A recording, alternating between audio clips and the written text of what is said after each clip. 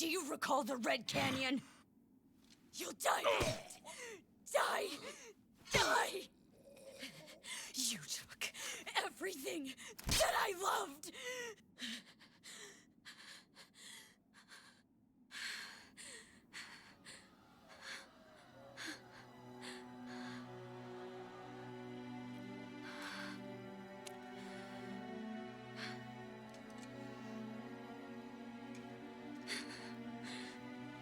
He's gone now, Mother.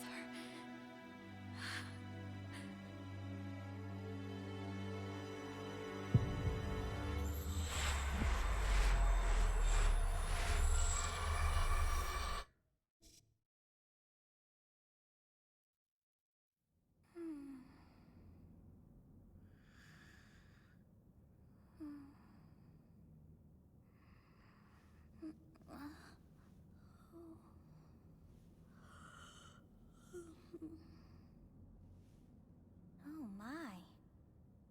What could have brought you here?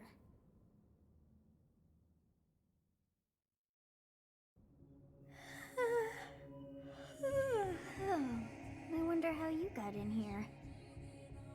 It is most rude to interrupt a moment of repose. Very rude indeed. Now come to me. I wish to have a look at you.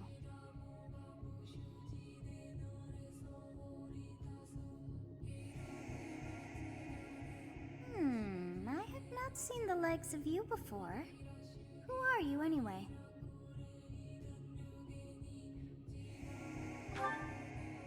Do not deceive. You would do well to keep your wit in line.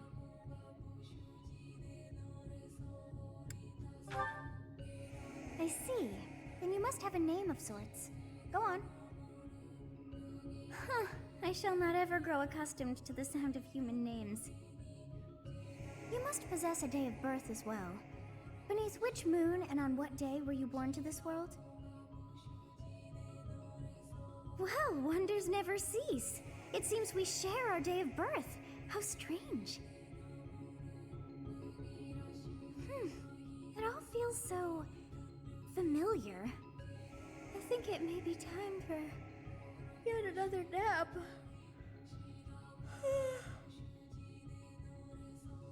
It is almost time to begin.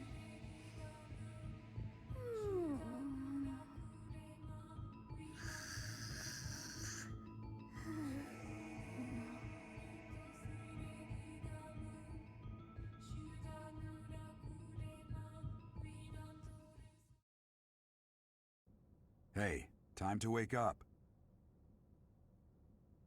Were you having that dream again?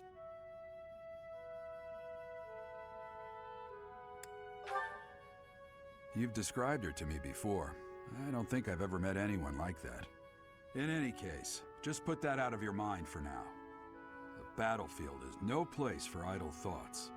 Risking your life is part of the job for mercenaries like us. Letting your mind wander is a sure way to get yourself killed.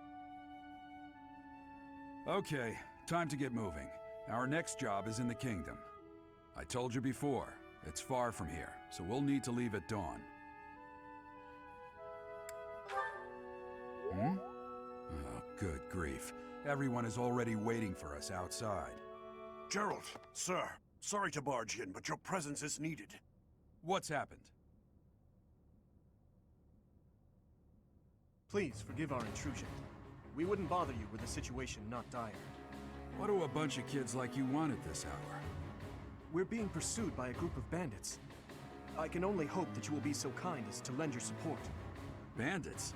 Here? It's true. They attacked us while we were at rest in our camp. We've been separated from our companions and we're outnumbered. They're after our lives, not to mention our gold. I'm impressed you're staying so calm considering the situation. Wait, that uniform. Bandits spotted just outside the village. Damn, there were a lot of them. I guess they followed you all the way here.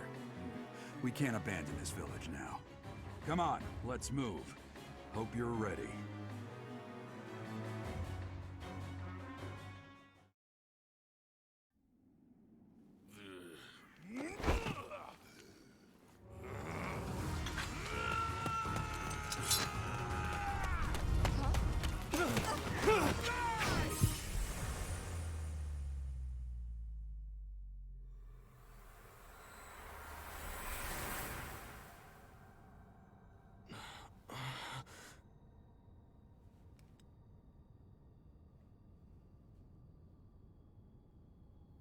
Exactly! What are you accomplishing with that little stunt? It's like you're trying to get me killed, you fool!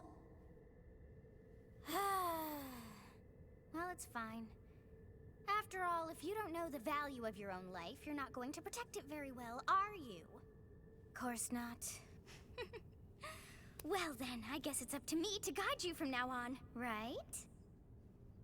You can call me Sothis, but I'm also known as the Beginning.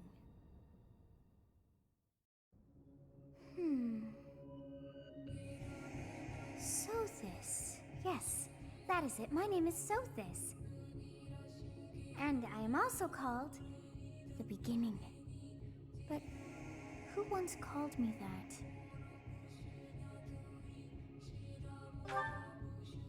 I was not able to recall my name until just now. And just like that, it came to me. How odd. That look upon your face. Did you think me a child? A mere child who forgot her own name? Phooey! That child just saved your life. And what does that make you?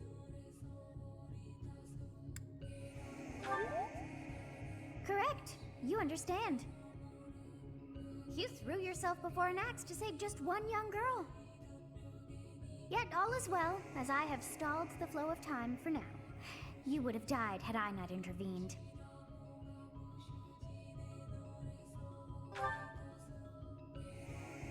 There now. Is gratitude so much to ask? I did deem you worth saving after all. Though it is only momentary, time has stopped. However did I manage that?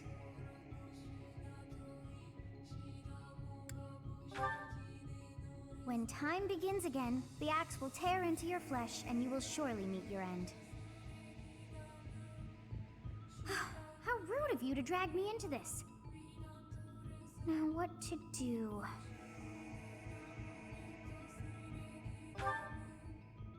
Of course! I must turn back the hands of time!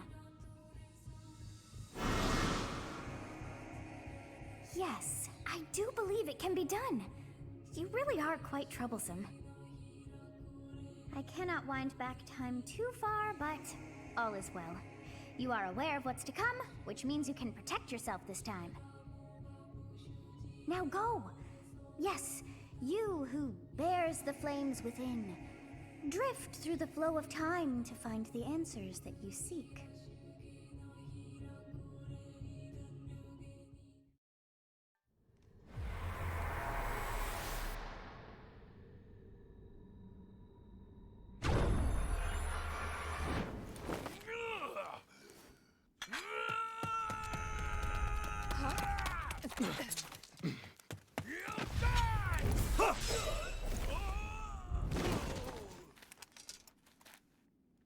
Hey, over here!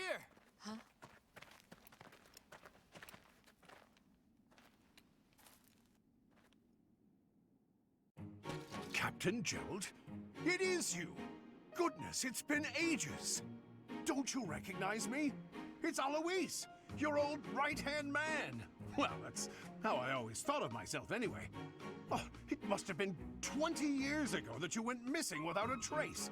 I always knew you were still alive.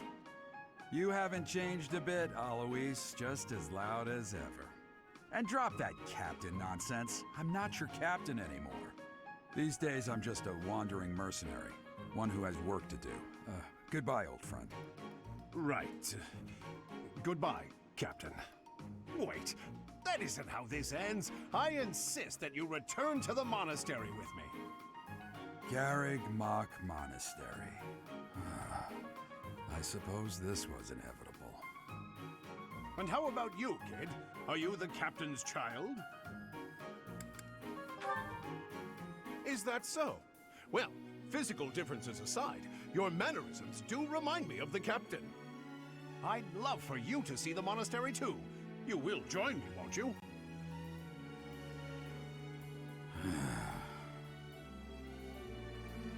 What's troubling you, Captain? You aren't about to run off again, are you? Even I wouldn't dare run from the Knights of Seiros. The Knights of Seiros? They do seem rather skilled.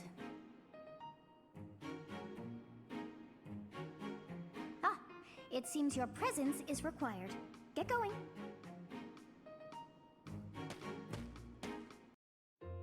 I appreciate your help back there. Your skill is beyond question. You're clearly an experienced mercenary. And your father, that would be Gerald, the Bladebreaker? Former captain of the Knights of Seros, oft praised as the strongest knight to ever live. Have I missed anything?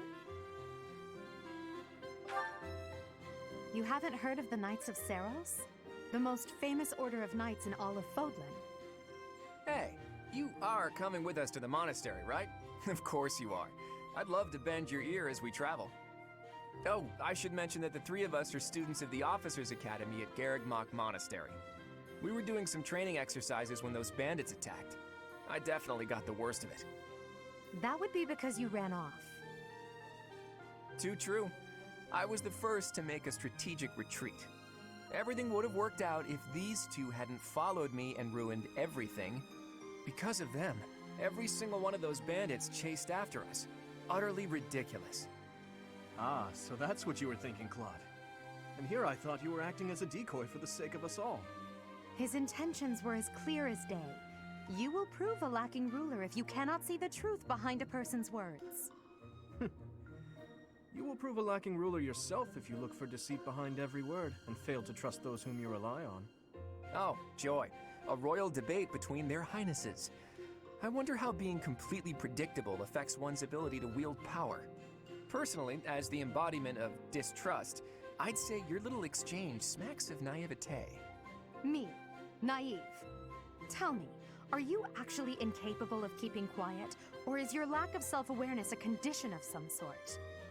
In any case, forgive our digression. I must speak with you if you can spare a moment. The way you held your ground against the bandits' leader was captivating. You never lost control of the situation. It showed me I still have much to learn. Your skill is precisely why I must ask you to consider lending your services to the Empire. I might as well tell you now, I am no mere student. I am also the Adrestian Empire's... Halt, Edelgard. Please allow me to finish my own proposition. The Holy Kingdom of Fargus is in dire need of exceptional individuals like yourself. Please, do consider returning to the kingdom with me. Whoa there, you two sure are hasty. Trying to recruit someone you just met. Tactless, really.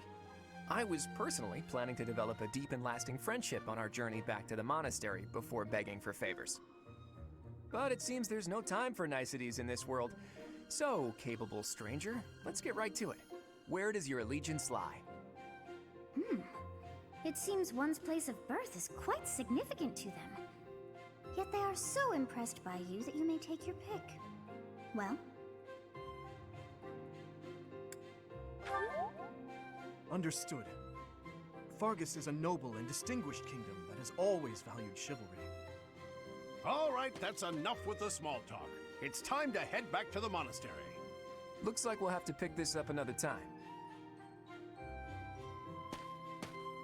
My, they are in such a hurry. You know, each of the three is most unique.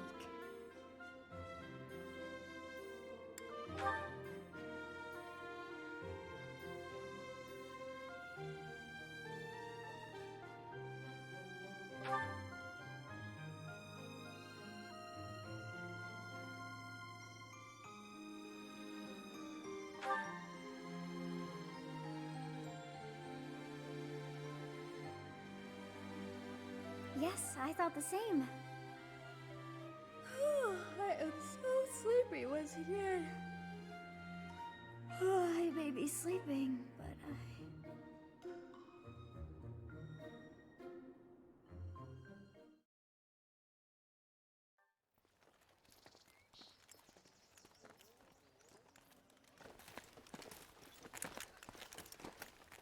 This will be your first time at the monastery. I'd be happy to show you around. It really is Fodlan in a nutshell. The good and the bad. Like it or not, we'll be there soon enough.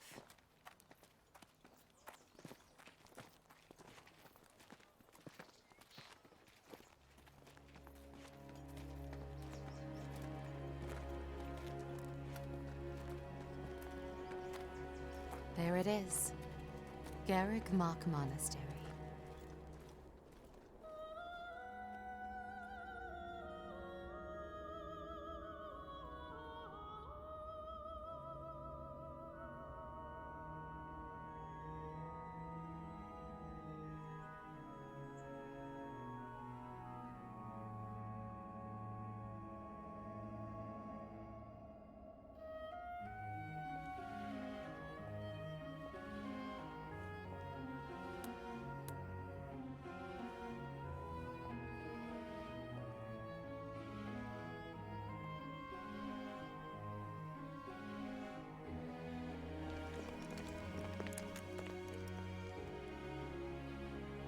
Rhea's here.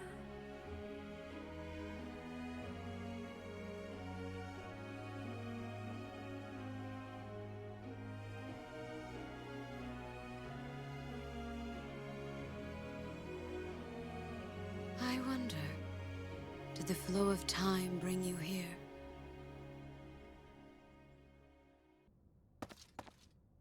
It's been years since I've last set eyes on this place. To be forced to see her now, You saw her in the courtyard earlier, didn't you? The Archbishop, Lady Heya.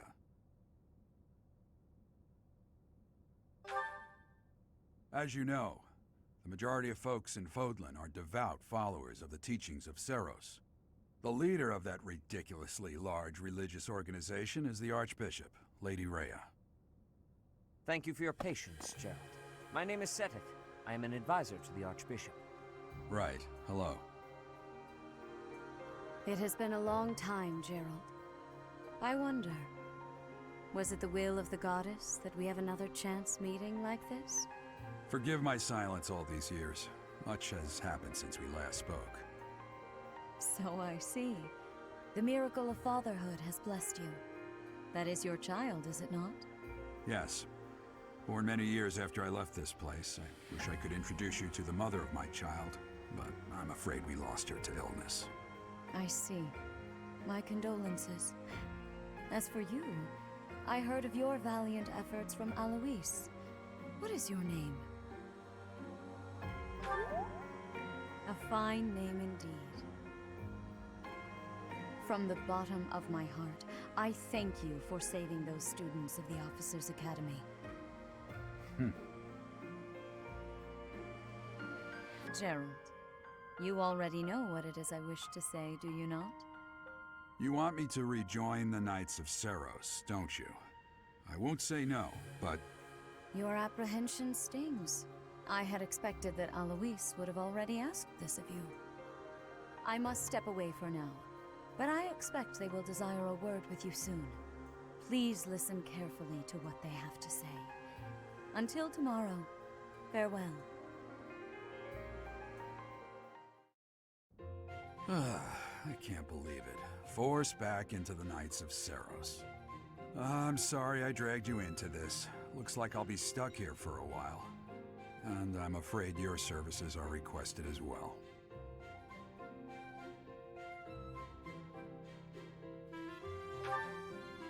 Nothing like that. They want you to teach, by the sound of it. You heard those brats earlier talking about the Officers' Academy, right? Well, the Academy just happens to be short a professor. And apparently that damned Alois went and recommended you to Lady Heya. So, you must be the new professor. My, how stern and handsome you are. No. I'm not the one you're looking for. You can handle things from here. Good luck. And watch out for Lady Heya. I don't know what she's thinking making you a professor like this. She may be up to something. Stay on your guard. Oh, it's you then? So young. Competence and age are not necessarily correlated, as you well know. I am Hanneman, a Crest Scholar and Professor at the Officers' Academy. I wonder if you bear a crest of your own. When next you have a moment to spare, I insist that you pay me a visit so we can delve into the subject further.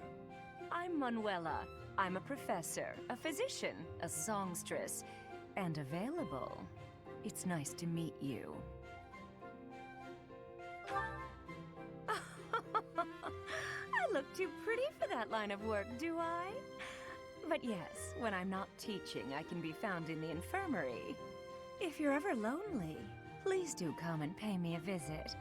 I would love to. Spare our colleague the needless chatter, Manuela. Now then, it seems you'll be taking charge of one of the Academy's 3 houses. I expect you haven't yet been briefed on the nature of each, have you? Do you really not know? Fine. I'll do you a favor and explain. The Officers' Academy is comprised of 3 houses of students, each of which is closely affiliated with its region of origin. The Black Eagle House is for students from the Adrestian Empire. Their house leader this year is Edelgard, the Imperial Princess, who is in line to be the next Emperor. The Blue Lion House is for students from the Holy Kingdom of Fargus. Their house leader this year is Prince Dimitri. He is to be the next king of Fargus. Lastly, there is the Golden Deer House, which is for students of the Leicester Alliance. Their house leader is Claude, grandson to Duke Regan, the leader of the Alliance. To think that the next Emperor, King, and Sovereign Duke are all here. It certainly is a promising year for the Academy. I'll say. I just hope none of those little treasures cause any trouble.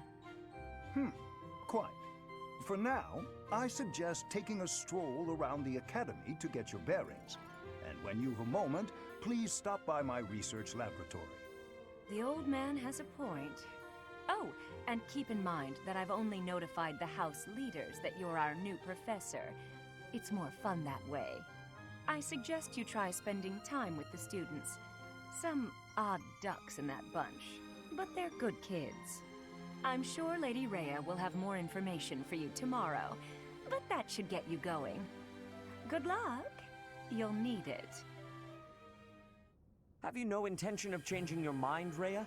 Appointing a stranger, a child no less, as a professor at our esteemed academy is...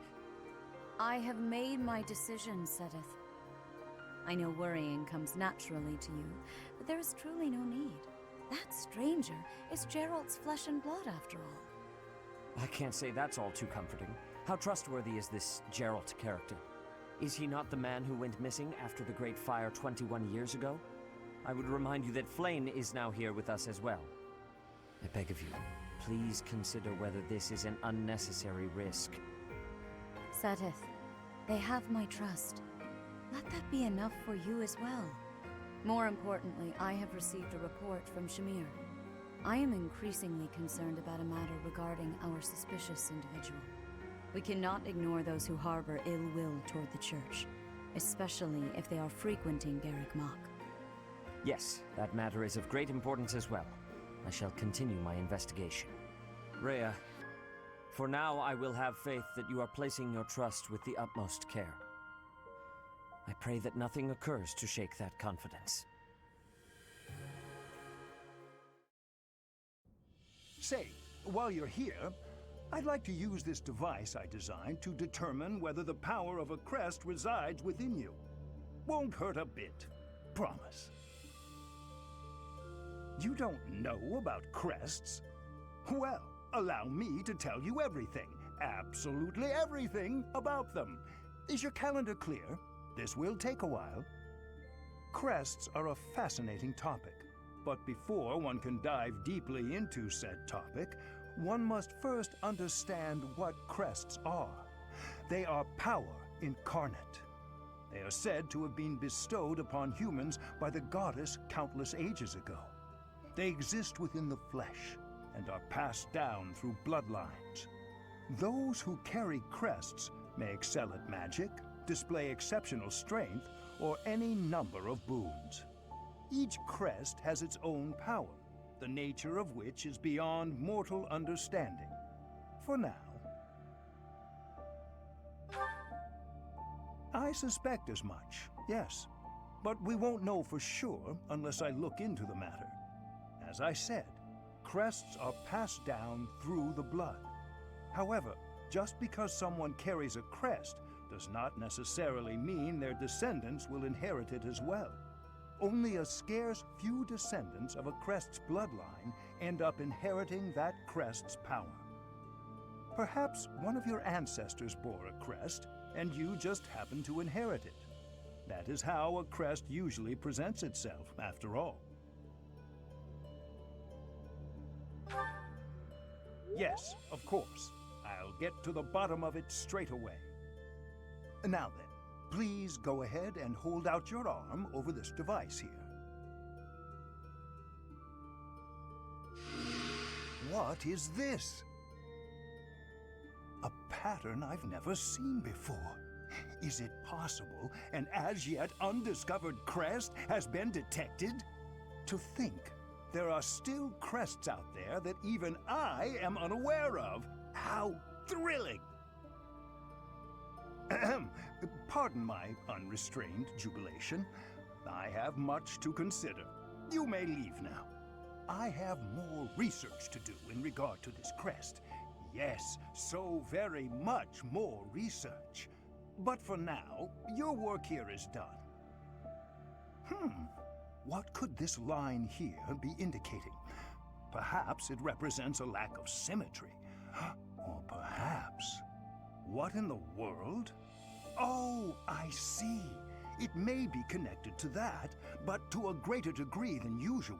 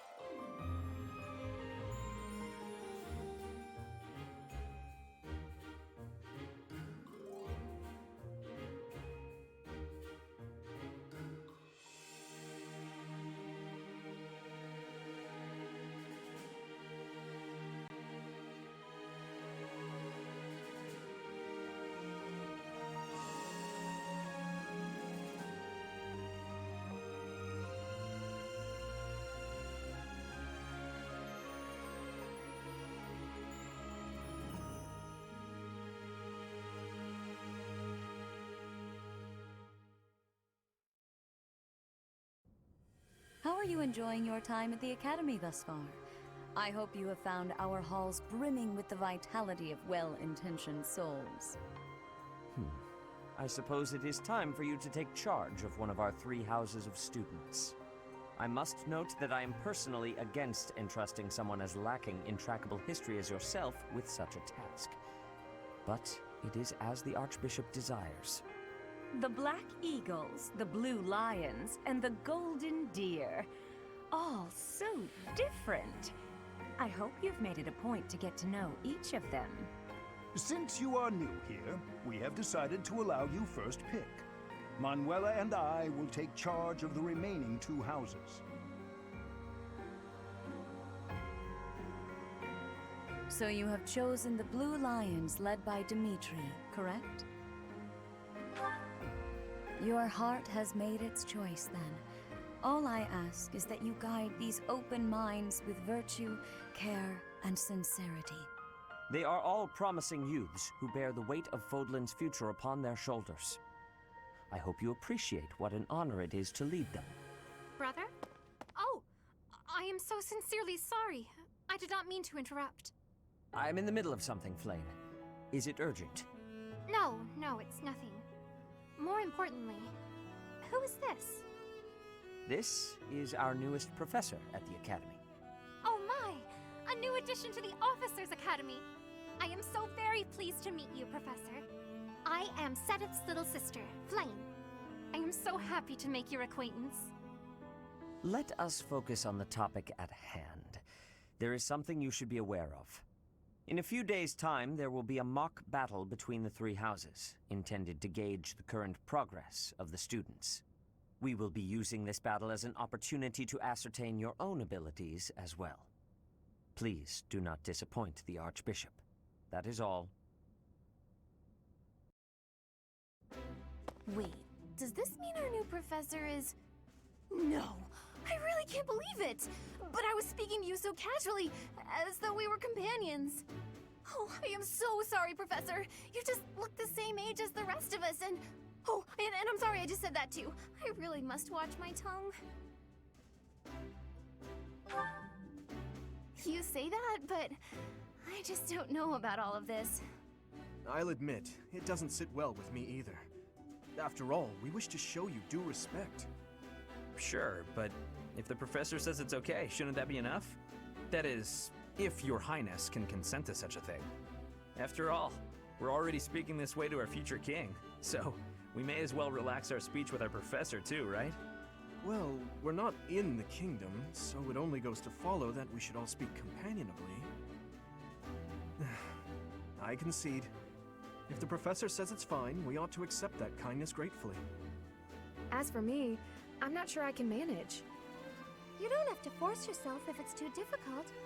You're fine with that too, right, Professor? Come to the training ground later.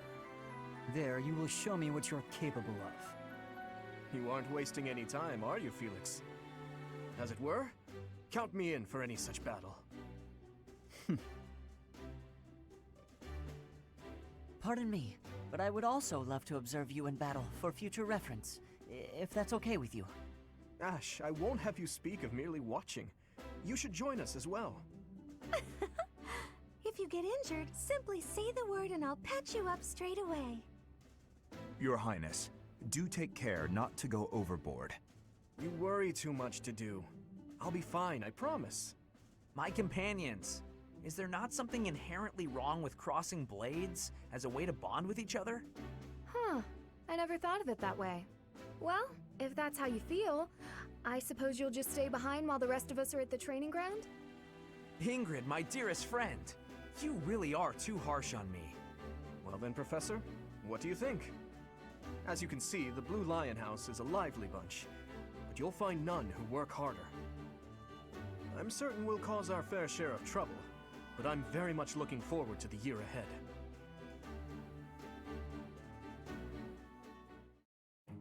Ah, it's finally time for the mock battle.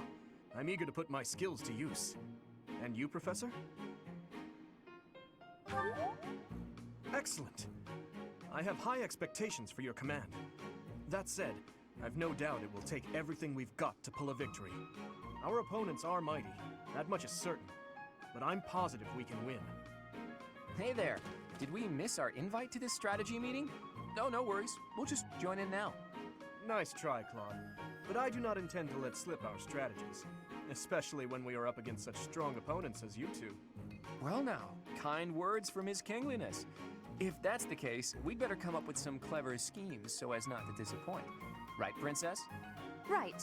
No matter the tactics you devise, we will destroy you. The best you can hope for is to learn a thing or two.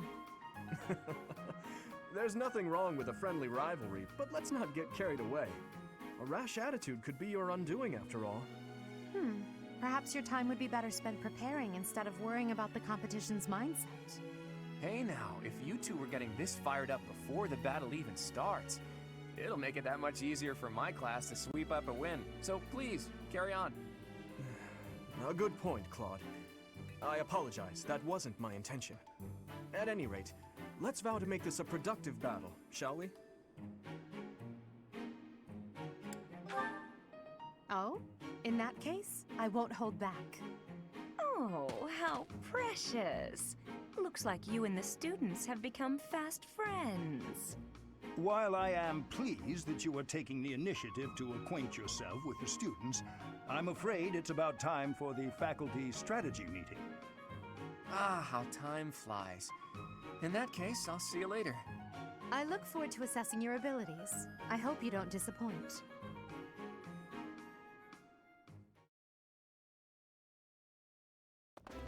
Professor, I've been looking for you. I was hoping we could all share a meal together. It could serve as both a victory celebration and a post-battle analysis. What do you think? Of course. After all, we fought hard out there. Such exertion is bound to make anyone hungry for respite. Don't you agree? Come now, Professor. We can't very well celebrate without the key to our victory present. He's right. He really is. We were only able to win because we had your help, Professor. Yes. Compared with that boar who knows nothing save frontal attacks, your tactics were nearly decent. Felix, you really ought to stop picking fights with His Highness. Don't worry, Ingrid. I encourage all to speak freely. And I must agree that the Professor's tactics were truly extraordinary. I have much to learn. Oh, sure. But today was exhausting. I'm so hungry I can barely stand. To be honest, so am I. Let's head to the dining hall. Together. Professor, I'm sorry to intrude, but you don't look too happy for someone who just won.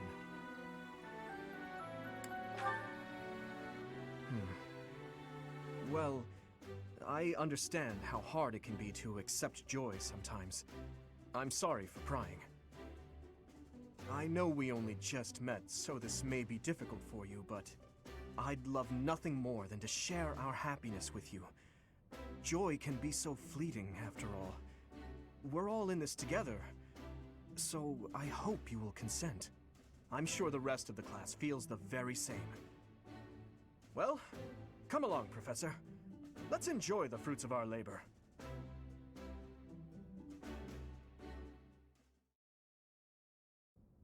Your work with the students was remarkable. I can see Gerald trained you well. I do hope you were able to use the occasion to bond with the students. I'm so happy to hear it. Nothing would please me more than if you used this coming year to grow closer still. Of course, the mock battle was mere practice. The real fight is the Battle of the Eagle and Lion, which will take place during the Wyvern Moon. You are expected to properly train your students so as not to humiliate the Academy during the long-held tradition that is the coming battle. As for today, I have called you here to tell you of your mission for the month ahead. Your class is to dispose of some bandits causing trouble nearby. Those affiliated with Garrigmach Monastery have a moral obligation to help those in need, regardless of social standing. Students are no exception. Each month before the newly birthed moon departs, each house of students must complete their assigned mission. You shall work to complete the task at hand alongside your students and report back to the Archbishop before the deadline. Understood? I will soon provide you with the necessary details for your first mission. If I told you now, I expect you would only forget, and I despise repeating myself. I can sense something special within your heart. I have high hopes for you. Bandits, they say.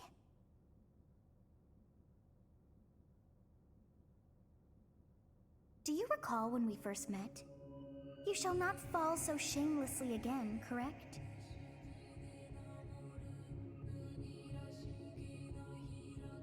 Have you no words for me? Do not tell me that you are shocked to hear from me. You ought to know that I am always with you now. To hear my voice should not come as a shock.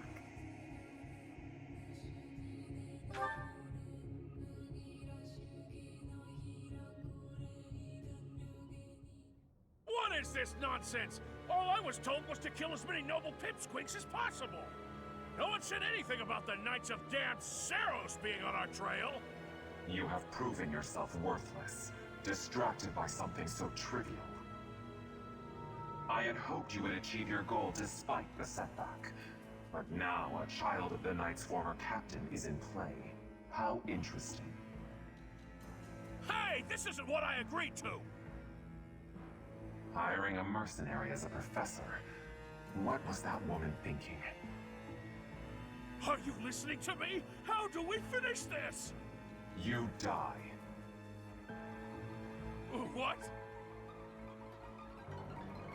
Underestimating the Knights was an amateur mistake. One you will pay for. The road to eternal torment awaits you all. Now I must locate your replacements. Wait! Get back here! Damn you! As you have already been notified, your mission is to subdue some bandits. Our students have been learning about combat through study, but this is a precious opportunity to provide them with practical experience. The Knights will support your mission, and are prepared to offer their assistance if necessary. In short, this is no mock battle. You must be prepared for anything. You will receive a message from the Knights when it is time to depart. Until then, use your time wisely. This will be our first true battle. I'm looking forward to fighting alongside you, Professor. During the mock battle, your commands were thoughtful and thorough, as was your strategy. With you on our side, I'm confident we will prevail. It seems we have some time to spare before our departure. Let's use this opportunity to prepare as best we can. You seem well. Are you adjusting to life at the monastery? Oh, I didn't expect that answer.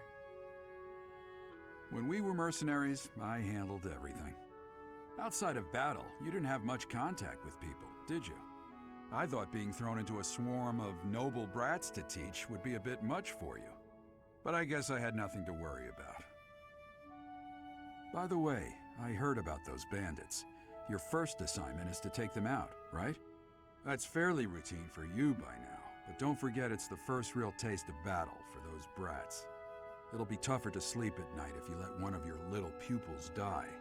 So stay vigilant and lead them well. I wish I could offer you my support, but Lady Heya won't allow it. For now, I'll try to figure out what she wants from you. I don't mind you settling into your life here, but don't let your guard down, ever.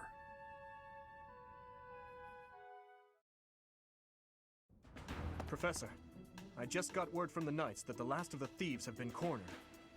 Just as planned. They're in Xanadu, the Red Canyon. We certainly can't allow those underhanded thieves to get away. Let's work together and do our best to take them down. It matters not who we're up against. They will not harm His Highness. We're just fighting common thieves, right? I don't expect much of a challenge. Aren't you a spoil sport? I'm actually quite excited myself. Who knows? There may even be some cute lady thieves. Well, at any rate, a real battle is a great opportunity for us to see how far we've come.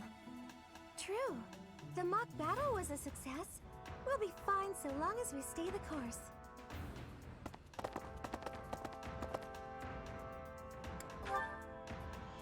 Perhaps we are a bit overly excited, but remember that we have the Knights on our side. All should be well. Ah, and speaking of the Knights, I heard that Gerald is once again one of the Knights of Seros. Perhaps we'll have the good fortune of seeing you two fight side by side.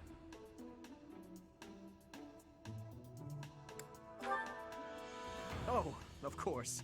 I apologize for letting my childish whims get the better of me. In all honesty, I'm a bit jealous. My parents are no longer around. They died. Both of them.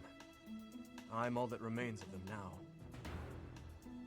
Anyhow, I'm sorry to bore you with such things. I'd say it's nearly time for us to depart, eh, Professor?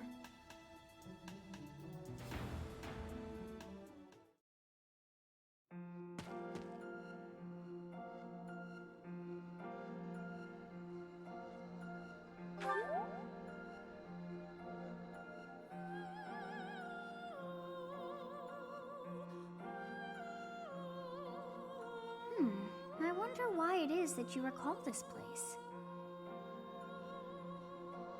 You must be weak of heart. Each time I speak, it scares you so.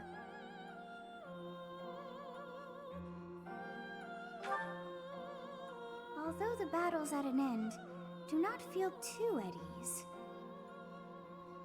Well, anyhow, I am quite fascinated by this place. As far as I can tell, this is your first time here.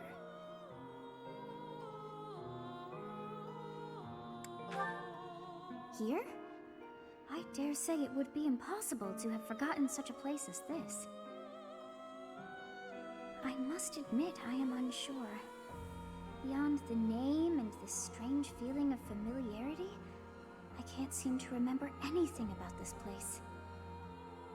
And yet, a great depth of emotions tied to that sense of familiarity. Like joy and sorrow, pain and love, and all things in between. If I was somehow here before, I wonder what took place. Professor, we should return to the monastery soon. We're all ready for the journey. It is time to depart. But know that time reveals all things. One day I will remember that which I have lost. Oh, by the way, it seems you've earned my gratitude. The thieves who came here are no more.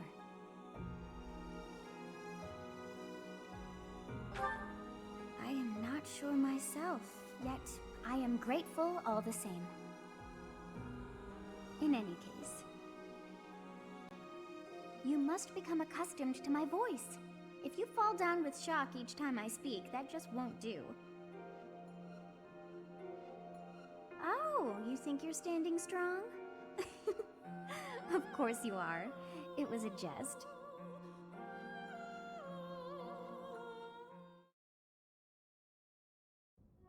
We're finally back. I'll leave the report to Lady Heya in your hands, Professor. Huh. Edelgard. Does the Black Eagle House have a mission to see to? Remember, on a real battlefield, one can never tell what's to come. You can never dismiss the possibility of the worst-case scenario. Take care, Edelgard. There's no need to state the obvious, Dimitri. But tell me, why the concern? Perhaps you doubt my abilities? If so, your lack of insight is disappointing. That's not what I meant. If I've offended you, I hope you'll accept my apology. Don't worry about it. Professor, we must hurry. Everyone's waiting on you. I suppose I should be off too. Try not to let her get to you, Dimitri. I promise you, there's no need for concern.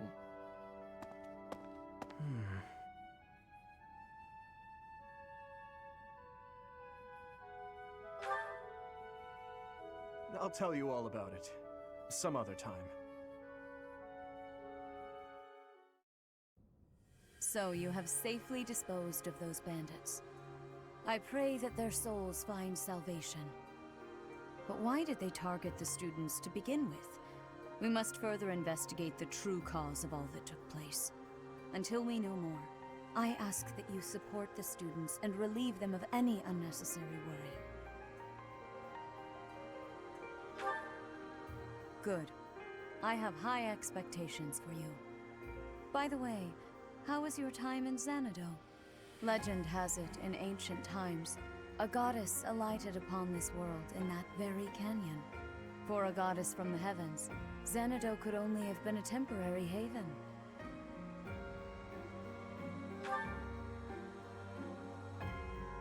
Long ago, the divine Seros received a revelation from the goddess. A gift to help guide the lost. The goddess is always watching over Fodlan from her kingdom above. However, in ancient times, the goddess graced this world with her presence and offered salvation to the people here. She is the mother of all life, the arbiter of every soul.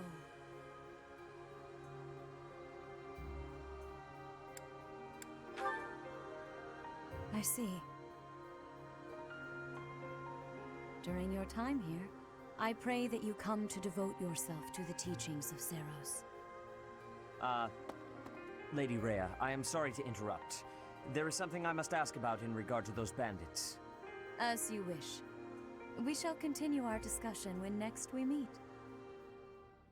A goddess? I have no memory of her. But then, I have no memory at all. Oh, how bothersome. It is as though I know, and yet I don't. Perhaps Xanadu was my home back when the goddess walked the land. If so, what does that make me now? A ghost?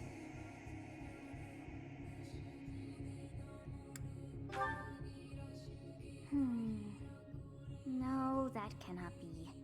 I am most certainly alive. Of course, we also have the mystery of why I'm here with you. Is it somehow connected? Perhaps some past regret is stopping me from moving on, and now I'm forced to stay with you instead. No, that's not it. I can't believe in such a meaningless existence.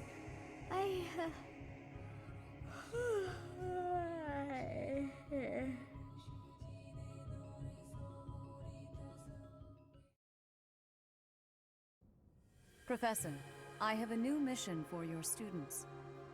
We have received reports that Lord Lonato has rallied troops against the Holy Church of Seros. Lord Lonato is a minor lord of the kingdom. He's been showing hostility toward the church for some time now. A vanguard unit from the Knights of Seros is already on its way to his stronghold, Castle Gaspar. Lord Lonato's army is nothing compared to the Knights. It is quite possible the rebellion has already been suppressed.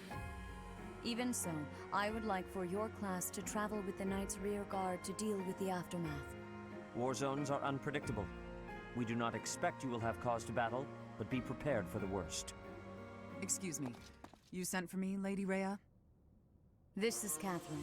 She will be leading the Knights whom you will be accompanying. Nice to meet you. We've heard a lot about you. If you need anything, just ask. She is one of our bravest Knights, and that is no small feat. Only an exceptional few have what it takes to join the Knights of Seros. This mission should prove useful in demonstrating to the students how foolish it would be to ever turn their blades on the Church.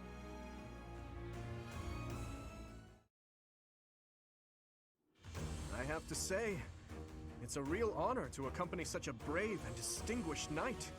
None other than Catherine, wielder of Thunderbrand.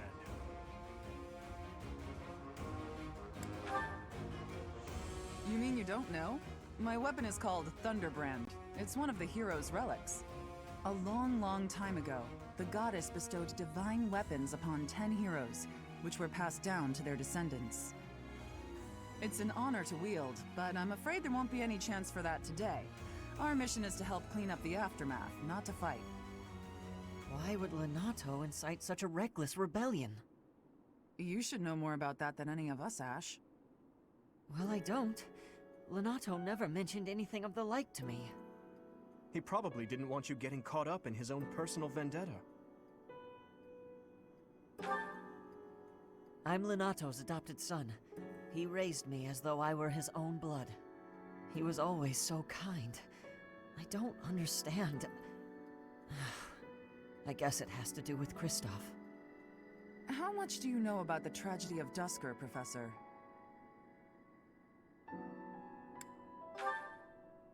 It's when the king of the Holy Kingdom of Fargus was murdered by the people of Duscur.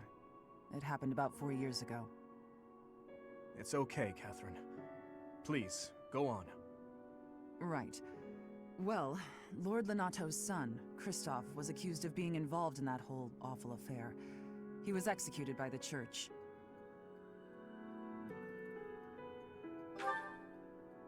Speaking from the church's perspective, we simply passed judgment according to our doctrine in place of the kingdom, which was in complete chaos. Whatever the truth behind that incident may be, Lord Lonato has harbored resentment toward the church ever since. Well, to be more specific, his grudge isn't only against the church. It's also against the one who turned Kristoff over to them. Report! The enemy is approaching. They can't be avoided. Their numbers are far greater than we predicted. They used the fog to slip past the Knight's perimeter. It looks like our mission just changed, Professor. Everyone, prepare for battle!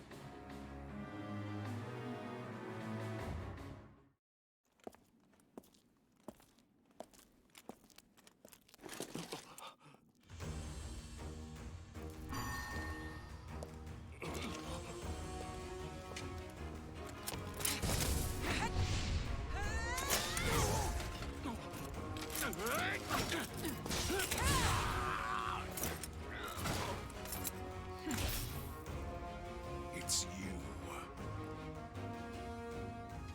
Thunderstrike Cassandra. It was your wretched zealotry that killed my son! The only name I answer to is Catherine. Prepare to taste the blade of one who serves the goddess. Now you face a Knight of Zeros!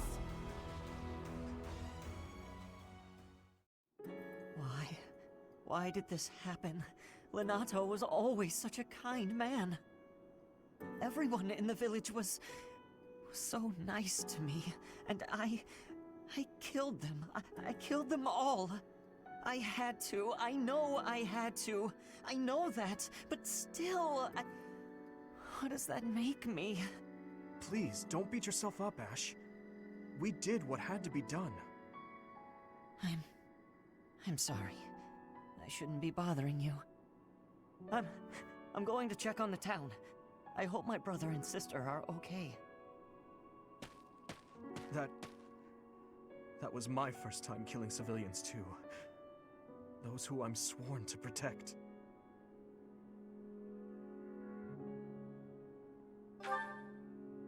Are you insane? Those weren't knights or soldiers, but fathers and sons! We shouldn't have killed them! We should have found another way! I'm sorry. It's not fair for me to blame you for the circumstance. I know that if we hadn't done what we did, even more civilian lives would have been lost. At least my mind understands that, but my heart... Professor, those in power, no matter the era, always claim they fight for a just cause, that they take life to protect it. But is it truly okay to take any life you please? All in service of some implacable, just cause? Lord Lenato didn't take up arms out of a lust for power. He simply believed his cause to be just. Who's to say it wasn't? Maybe we didn't have to cut him down like that. Maybe we could have reached a mutual understanding, found a path of peace. I have to believe that. Perhaps the notion sounds laughable to you. Mere lip service to naive ideals. But I can't believe otherwise. Sorry to intrude, but this incident may be more serious than anticipated. I found this on Lord Lenato. It's a note that mentions a plan to assassinate Lady Heya. We can't tell who sent it, so the source is suspect, but the content is too disturbing to ignore. We must report this to Lady Heya right away. I hope that it's nothing. I am glad to see that you have returned safely. The goddess is gracious with her divine protection. But it was not only her divine protection that shielded you, was it? You are just as skilled as I had hoped.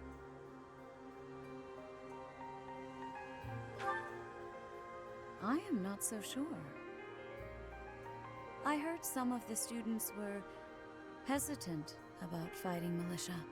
However, we must punish any sinner who may inflict harm upon believers, even if those sinners are civilians.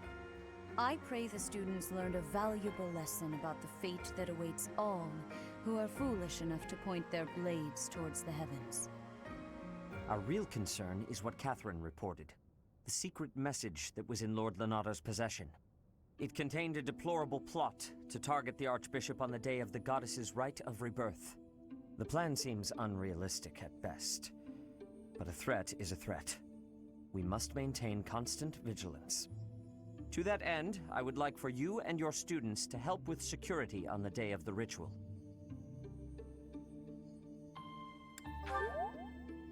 That is most reassuring. You have my gratitude. The rite of rebirth is of paramount importance. It is when the Church of Seros and its believers unite to pray for the return of the goddess. The Archbishop and I will be confined to the Goddess Tower once the ritual begins. Of course, the Knights will be on high alert as well, but there aren't enough of them to keep watch on every corner of the monastery. It is far from ideal to be forced to mobilize students, but the gravity of this situation requires that we all bend to avoid breaking. While there is no need to fear for my safety, we cannot turn a blind eye to those who would blaspheme so heinously. With any luck, this will all be for naught. Still, be on your guard. So, our task for this moon is to patrol and guard the monastery, to help put a stop to that assassination plot. The Knights will certainly have their hands full protecting Lady Heya, and perhaps our enemy is counting on that. Please, elaborate. Why would Lord Lenato be carrying around a secret note with an assassination plot written on it? Isn't it possible he hoped to monopolize everyone's attention with this alleged plot, in order to distract from his true aim? Maybe they're after the treasure vault. There's also lots of valuable stuff in the library and Professor Hanneman's quarters. True. The monastery undoubtedly houses many weapons that rival even the hero's relics. Whatever their aim, we can't allow any harm to come to the ladies of the monastery. I mean, what would I do with my spare time? You mean to say we should search the monastery, try to find what the enemy is truly after? Yes. And we should be prepared to fight them as well, should it come to that. I wouldn't mind getting in some training, just in case. A secret meeting, Professor? Oh, we haven't been introduced. I am Shamir. Shamir is one of the Knights of Seros, and this young man here is... I work for Lady Heya, and I'm Shamir's apprentice. Oh, the name's Cyril. Yep, I help Lady Heya with all kinds of stuff. I've got to protect Lady Heya, so that's why I've got to learn all I can from Shamir. Cyril adores Heya. That aside, if you need anything, ask.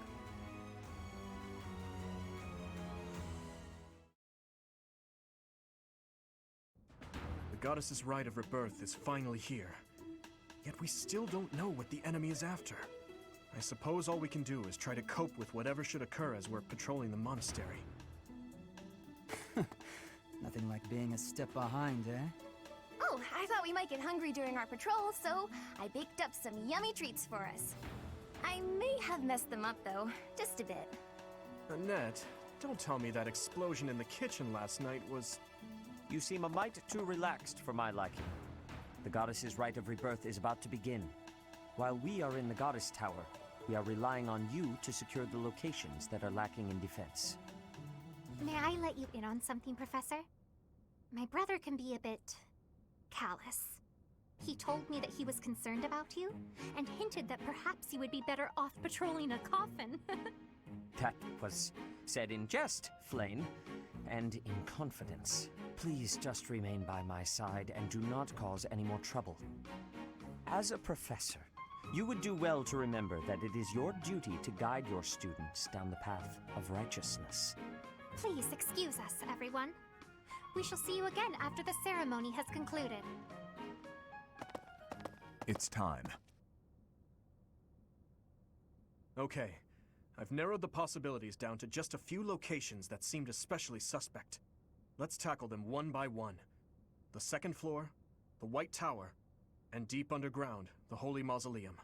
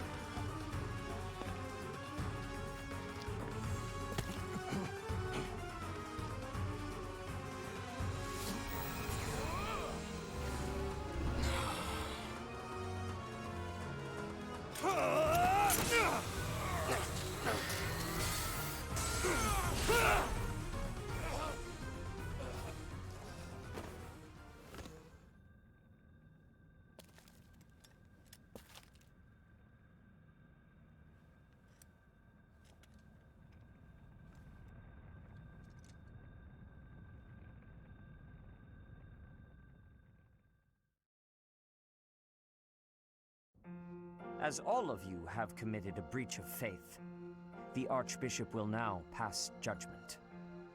Inciting a kingdom noble to rebel. Unlawful entry. The attempted assassination of the Archbishop. An attack on the Holy Mausoleum. It is unnecessary to go on, followers of the Western Church. What? We have nothing to do with the Western Church. You have already been identified. Please spare us your second-rate theater. Dishonoring a holy ceremony is worthy of death for a member of the Church. You are well past the hope of redemption. If you have any grace remaining, you will willingly offer your life as atonement for this crime. No, this isn't what we were told would happen. We've been deceived! It's no use arguing. Whatever your excuse, the punishment stands. May your souls find peace as they return to the Goddess. Wait, please! The Goddess would never forgive you for our execution! Monster. We know you've already slaughtered many of our fellow brethren like this. This concludes the investigation. Please remove these poor lost souls from my sight.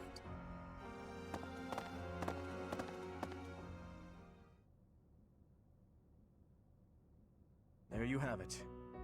It seems the assassination attempt and the attack on the Holy Mausoleum were all the work of the Western Church. As for the masked knight who led the attack, I'm afraid his whereabouts are yet unknown. It makes no sense that the Western Church would try such a thing. It just goes to show that the Church of Seiros is not completely united. The Church is led by those here at Garreg Mach, and the Western Church doesn't have a strong voice on its governing council. I imagine the Western Church has harbored some resentment toward the Central Church for a while now. Ah, that's right. Geralt did say that you grew up outside the influence of the Church. The Church of Seiros is split into a few branches across Fodlan, the largest being the Central Church, which is headquartered right here at Garreg Mach. The Western Church lies far to the west of Castle Gaspar, where Lord Lonato held his rebellion.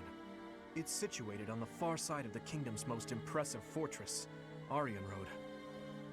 I imagine the Western Church's intention was to eliminate Lady Heya, and the Central Church's authority along with her. Naturally, the Knights will be riding out to question the Western Church's top officials. Or rather, to punish them. When they do, Your Highness, we will likely be asked to help carry out said punishment. Indeed. Now, I don't mean to be rude, Professor, but I must say your situation is rather unusual. For someone to grow up in Fodlan and yet never have any contact with the Church of Seiros it's hard to believe. I wonder why the Archbishop would hire someone like that as a professor. So, those people from the Western Church were... Lady Heya had them killed, didn't she? Well, of course she did. Going against the teachings of Seiros like that, quite unforgivable. Those who stray must be punished, I suppose. That said, Professor, There you are, Professor. It seems Lady Heya would like a word with you. Come with me. The Archbishop lives. Not that I had ever placed much faith in those swine from the Western Church. I have news, both good and bad. The remains of Seiros were not in a tomb. However, something else was. The Sword of the Creator. Ah, the weapon wielded by that thief, the King of Liberation. Thief? Huh. At any rate, it is now in the hands of the Academy's new professor. I doubt you will be surprised to hear that the crest stone had already been removed from the sword when it was found. As expected. It would be foolish to keep both in the same location. There's more. The professor was able to awaken the sword's true power. Even without the crest stone, the sword glowed red. The professor's crest is compatible. There is no mistaking it. Absurd. Using a relic without its crest stone should be impossible. The King of Liberation's bloodline should not even... They must be allowed to keep it, for now. I do not have enough information about the professor to act. As for your request, I assent. The Death Knight is at your command. Use him well. Good. I believe I will enjoy this a great deal. I cannot thank you enough for defeating those invaders in the Holy Mausoleum, and especially for protecting the Sword of the Creator. That sword is one of the hero's relics, and the most precious artifact in the Church's possession. It is also a weapon of terrifying power. For now, I will entrust the sword to you. Please, use it wisely. Lady Rhea, wait! Do you truly mean to give the Sword of the Creator to this stranger? Surely it is not the sort of thing one hands over so readily, even to someone who has the ability to wield it. If someone like Nemesis were to appear again, all of Fodlan would be consumed by war. Nemesis, the King of Liberation. He is an ancient king of mankind who was defeated by Seiros over 1,000 years ago. When Fodlan was attacked by wicked gods, it is said that the goddess gifted Nemesis with the Sword of the Creator. Nemesis used that sword to defeat the wicked gods, saving all of Fodlan. Henceforth, he was dubbed the King of Liberation. However, his power began to corrupt him until he himself turned to the darkness. Saint Seiros was forced to destroy him. Lady Rhea, I beg you to reconsider. Given a little more time, we could more accurately assess this stranger's abilities. No. I have faith, Seteth. Faith that our friend here will not be corrupted by wickedness. Since the death of Nemesis, none have been able to wield the Sword of the Creator. Now, after all those long years of being sealed away, it has returned and found a new master. I understand. As you wish, Lady Rhea. There you have it, Professor. See that you do not betray the trust the Archbishop has seen fit to bestow upon you. The Sword of the Creator? The King of Liberation? Each tale is more confusing than the last. And I really can't read that Rhea at all. That sword is clearly precious. So why is she so keen to gift the thing to you?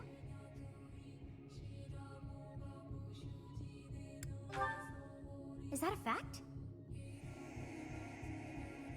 I feel as though we have become entangled in a mystery. And there is one more thing that has been plaguing me. The Sword of the Creator. It somehow feels distinct from other relics we have seen. Such as the one that... Oh goodness, what was her name?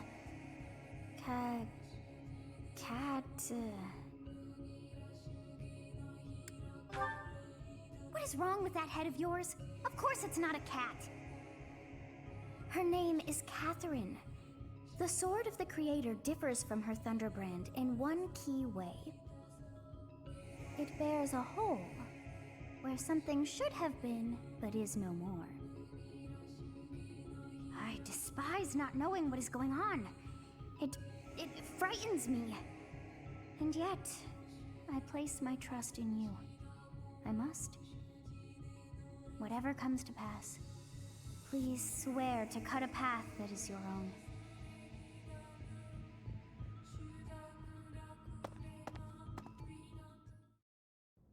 I have a new mission for you, Professor. I would like for you to take your students into Kingdom territory to eliminate some thieves. They stole a hero's relic from House Gautier of the Holy Kingdom of Fargus, the Lance of Ruin. Their leader's name is Miklan. He is apparently a disowned son of House Gautier. I believe it had something to do with his lack of a crest. Such happenings are fairly common within the kingdom. The Crestless cannot unleash the goddess's power even if they possess a relic. Nonetheless, they are still capable of simply wielding those weapons. The hero's relics are immensely powerful weapons. We must meet this threat with adequate force. Unfortunately, most of the Knights of Seiros are away from the monastery, purging the apostates of the Western Church. So we are entrusting you with this mission. After all, you wield the sword of the Creator, which is more than capable of opposing any relic. The Sword of the Creator is a powerful weapon well beyond the other relics. You have nothing to fear. However, to ensure that no harm comes to the students, we will also send the monastery's most skilled individuals to aid you. I must remind you that you are expected to conduct yourself in a manner befitting the wielder of that holy sword. Also, you should know that Professor Hanneman has been looking for you. That is all. I heard about our mission for this month. So, we are to eradicate thieves in Kingdom territory. I'm sorry for dragging you into the Kingdom's petty squabbles. This should not be your burden to bear, but my own. Thank you, Professor. Hearing you say that puts my mind at ease. Your Highness? Ah, it's been ages! It's been a long time.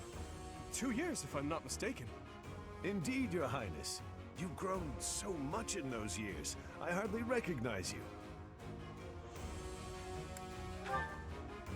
Professor, this is Rodrigue. He's an old friend of my father's. Some of my earliest memories include this fellow.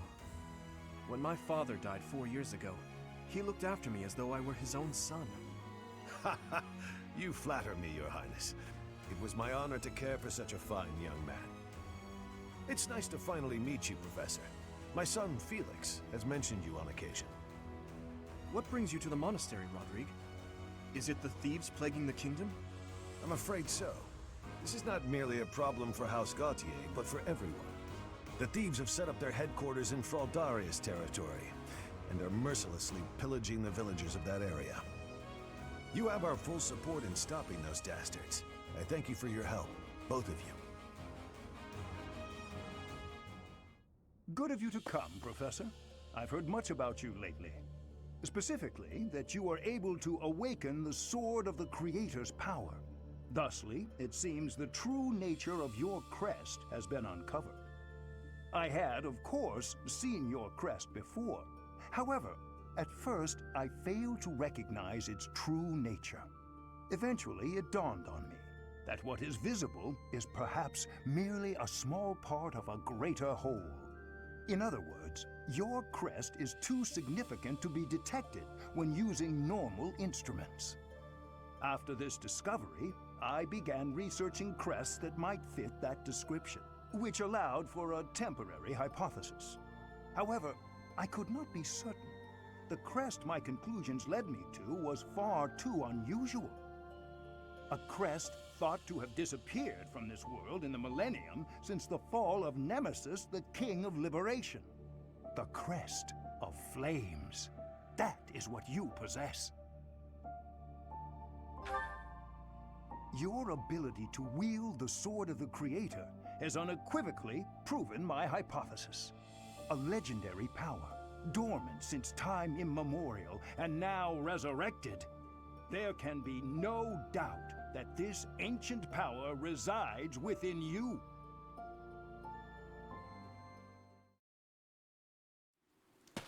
It should be in our sights soon, Professor. The abandoned tower those thieves are using as a base. Conan Tower. This area was the site of a massive battle several hundred years ago. That's when invasions from the north were at their peak. Back then, this tower was built for both surveillance and defense. It will be difficult to seize it. You're very well informed, Gilbert.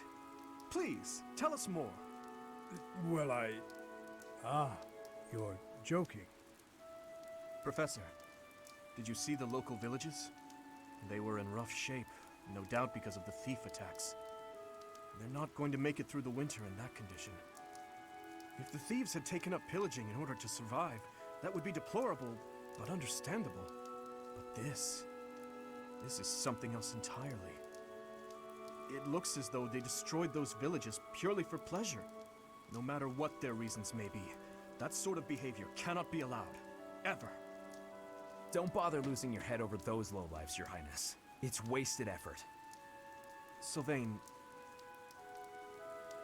the thieves' leader, the one who stole the relic, word has it he's your older brother. I know he's been disowned, but He is no longer a member of House Gautier, or my brother. He's nothing more than a common thief. Are you sure about that? It would be understandable to find the situation, well, regrettable, to say the least. Regrets? You must be joking. You know we're far past the point of regret. And it always falls on the younger brother to clean up the mistakes of their elders, doesn't it? This rain threatens a coming storm. We must hurry and begin our war council before the heavens let loose.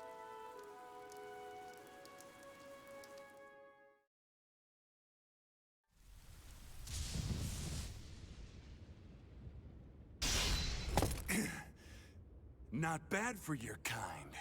A bunch of spoiled, rotten children.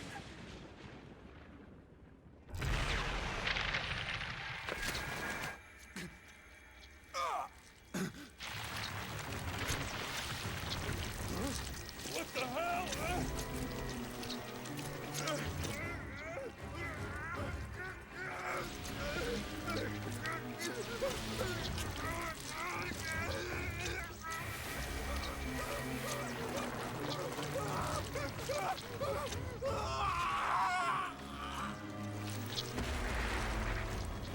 Damn, look at that! I'm out of here! Hold on!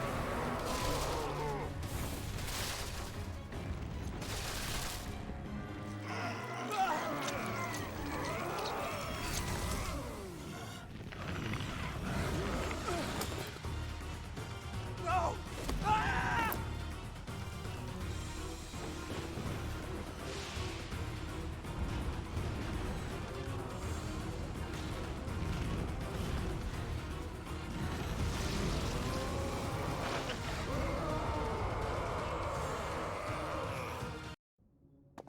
That man, his form was changed.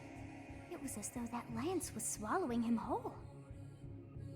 Upon that sight, it makes sense that your students were upset. I wonder if those relics truly hide such power. Yet even still, that power seems familiar. That form as well. As one who wields the sword of the Creator, does that mean you possess that power too?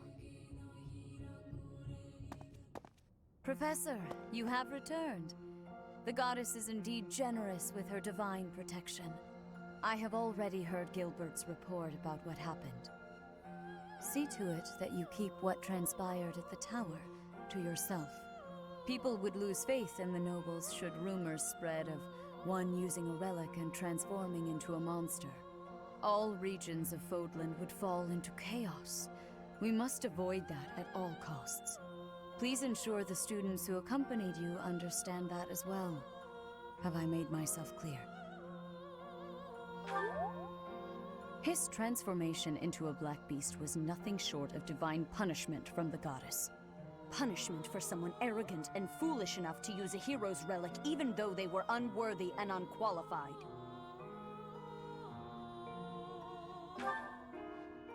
Of course, that is why we rushed to recover it. Sadly, we did not arrive in time. The church will formally return the lance to House Gautier, if you would.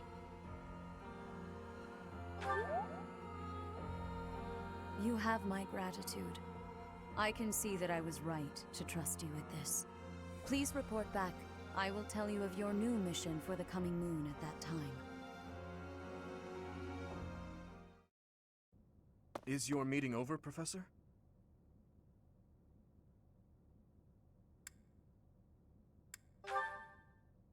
I was just thinking about something.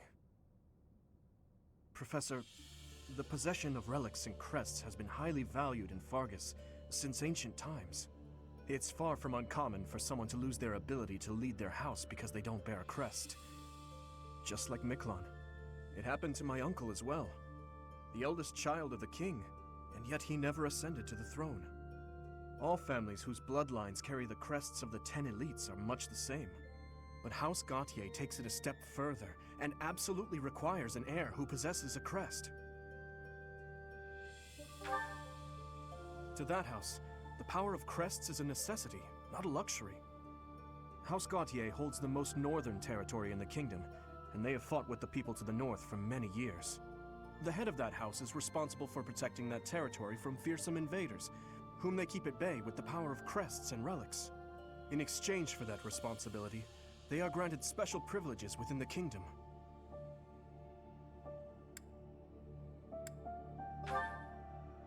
In a way. That said, ability cannot be measured by the possession of a crest alone. I believe that Margrave Gautier was wrong to disinherit Miklon, simply because he did not bear a crest. Still, there is always a reason for why such customs stand the test of time. Imagine what this world would be like if no one placed any stock in crests. Bloodlines that carry crests would dwindle. The metaphorical blade used to oppose threats would eventually rust. This same argument has been made time and time again across the years. Both sides are at once right and wrong. I believe those with crests and those without should acknowledge the other's strengths and learn to respect each other based on personal merits. And that doesn't apply only to crests. The same holds true for lineage, race, faith, ideologies. If we could just accept each other and make mutual concessions one step at a time, perhaps... Who knows if that's even possible? Everyone has something that is unacceptable within them. I certainly do, and I'd wager you do as well. I wonder which is best, Professor. To cut away that which is unacceptable, or to find a way to accept it anyway? Professor, you have done well to complete such a difficult task. You have shown exceptional skill in leading your students. I am forever grateful for the safe return of the hero's relic. Just as I expected, you have mastered the sword of the Creator. Now then, I shall tell you about your mission for the coming month. Archbishop! Seteth, what troubles you? Flayn is missing. I cannot find her anywhere. Professor, have you seen Flayn recently? I have searched every corner I can think of. I could not find her anywhere. She may be in danger. Oh no, no, no, what am I to do? Calm yourself, Seteth. Professor, we shall continue our discussion another time.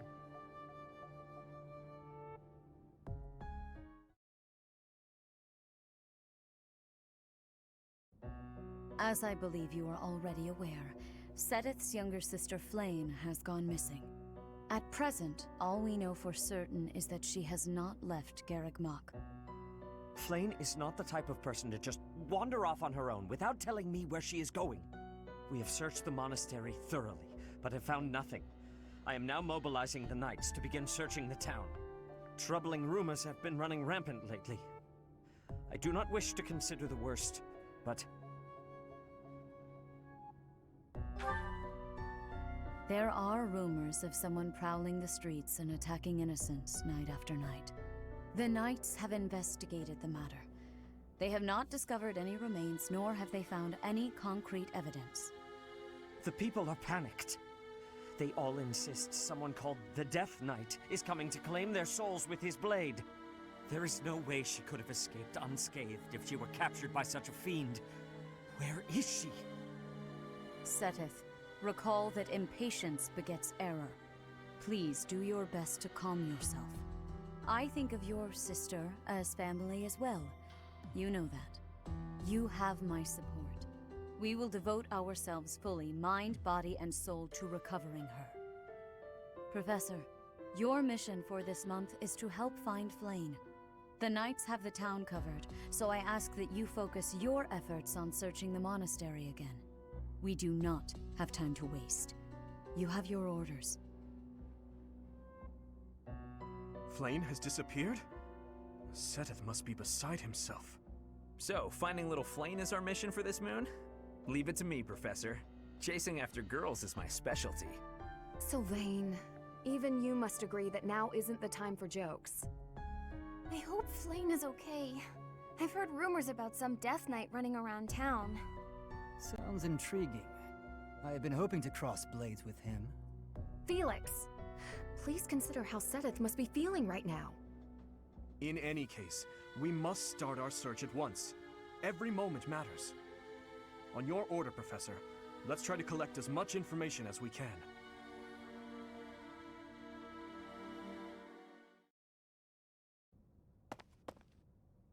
I'm on the lookout for suspicious individuals.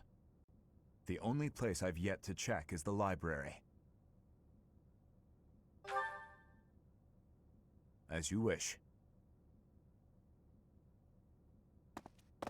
Candlelight. And who is that?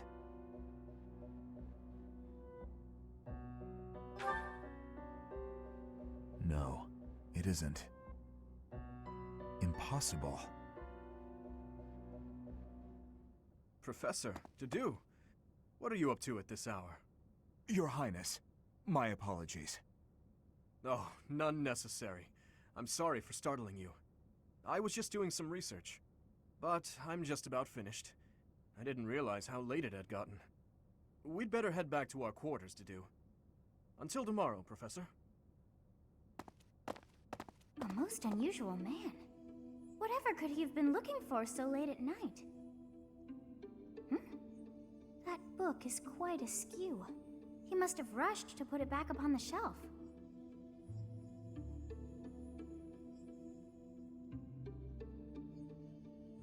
It seems to be a record of donations from nobility.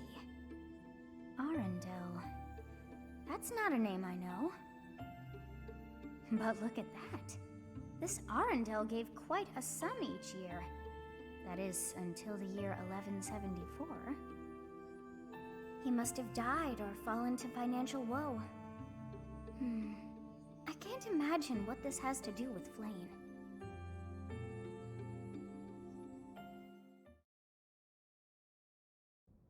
We still don't know where Flayn is.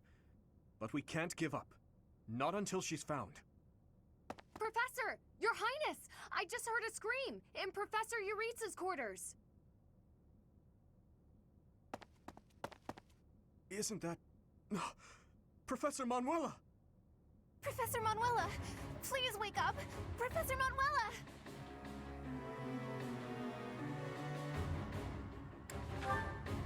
No, I believe she's just unconscious. But this wound requires immediate attention. Look! Do you see Professor Manuela's hand? It's like she's pointing at something. I see it, behind that shelf. Could it be a secret passage? What is the meaning of... Wait, is that Manuela? What happened here? We must take her to the infirmary immediately. You, don't just stand there. Help me carry her. Of course. I'll return shortly, Professor. Do you think this is related to Flayn's disappearance? What should we do, Professor?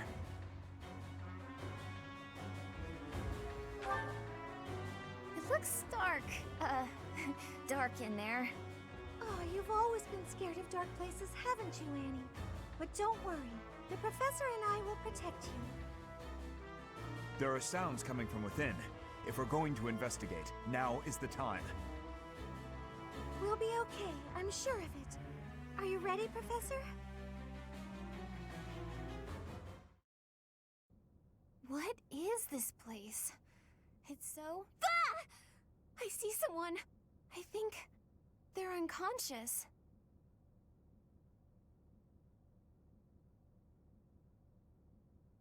Yes, I see Flayn. But who is this other person? Professor! Someone's coming from farther in. That Scythe. Is that the knight who attacked the Holy Mausoleum?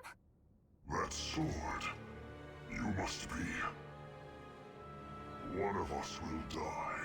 The other will live. I will enjoy this dance of damnation.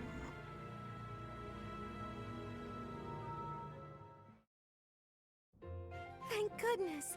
Those girls are pale as ghosts, but at least they're alive. But that Death Knight person feels so familiar. You found Flayn? Oh, thank goodness. She was unconscious at the end of that secret passage. We found the culprit too, but he got away.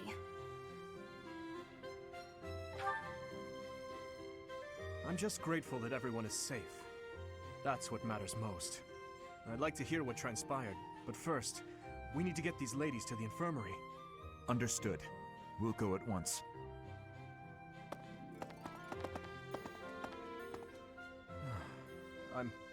I'm sorry, Professor. I'm so relieved I suddenly felt weak. I couldn't be happier with how things turned out. And I imagine no one will be more overjoyed than Seteth. Hmm? Hey, Professor. Can you make that expression one more time?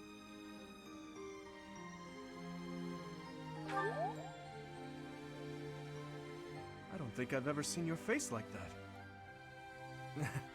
I apologize. I've forgotten myself and come dangerously close to teasing you. It's just... I've never seen you look so happy before. It's downright mesmerizing. But this isn't a time for idle chit-chat. We must hurry and share the good news with Seteth. Professor, please allow me to express my eternal gratitude once more. Flayn is safe and sound, and I have you to thank for that. Mere words could never express how thankful I am. I am indebted to you.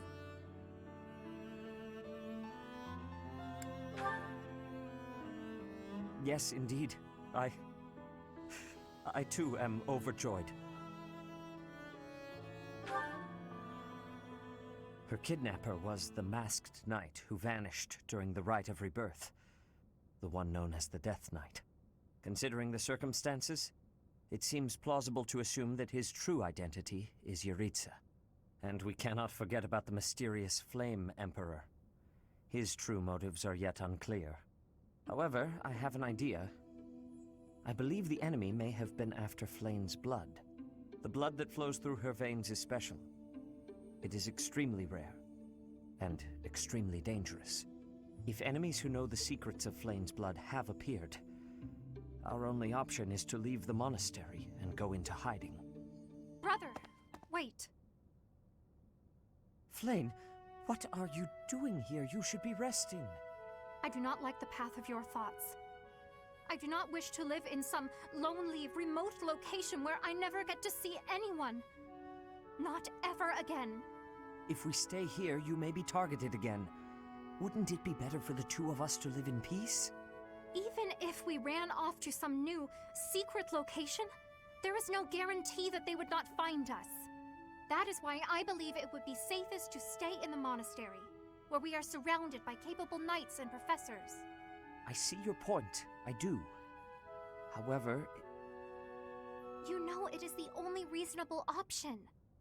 What if I were to join the professor's class?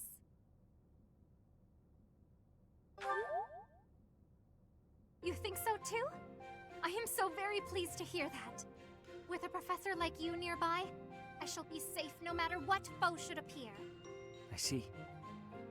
I am afraid you have a good point. Professor, due to my position, I have closely scrutinized everything about you. After all that has happened, I must admit that you are indeed a trusted ally. So what say you? Can I entrust you with Flayn's safety? I am so glad that Flayn is safe. Yet I can't help but wonder what the story is about that other girl. She wore the uniform of the academy, but who is she?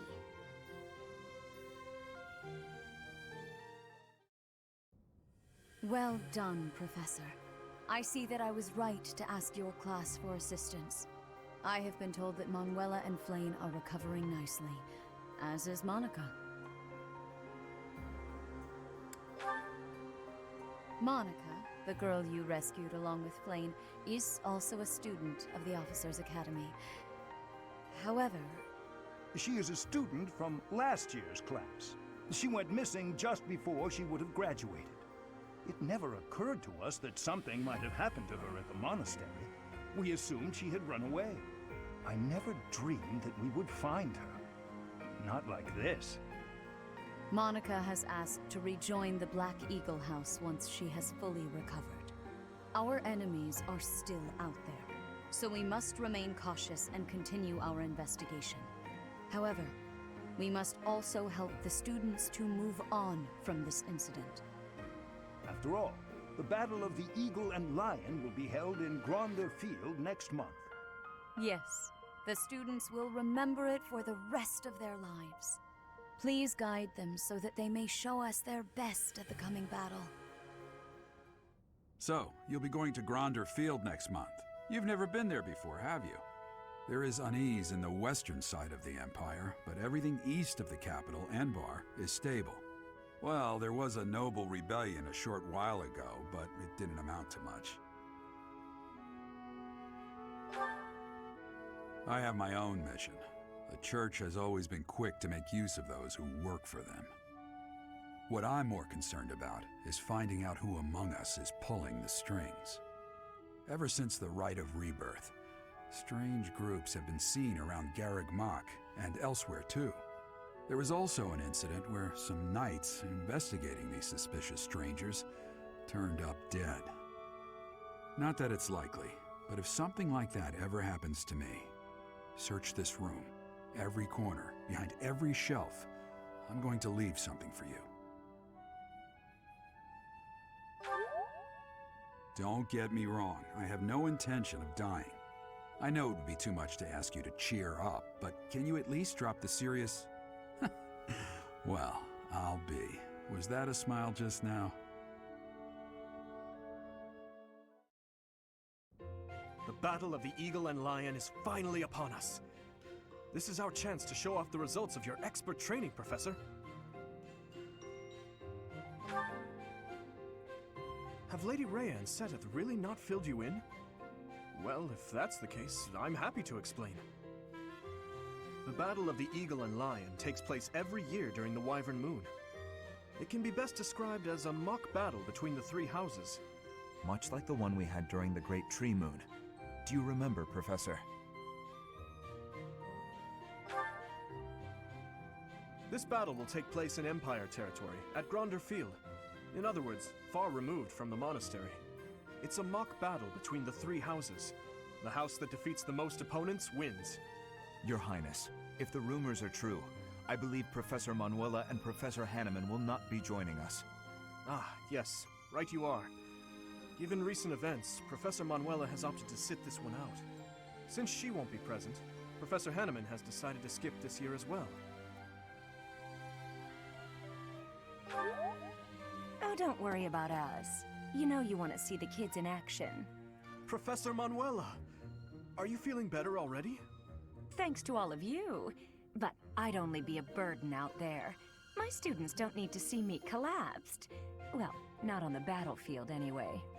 In that case, perhaps it is best that you sit this one out. Correct. We will not be participating. Regardless, do not expect victory to come easily, or at all. Well put. We've spent the past few months pushing our students to their limits. You can see me in the infirmary after they destroy you.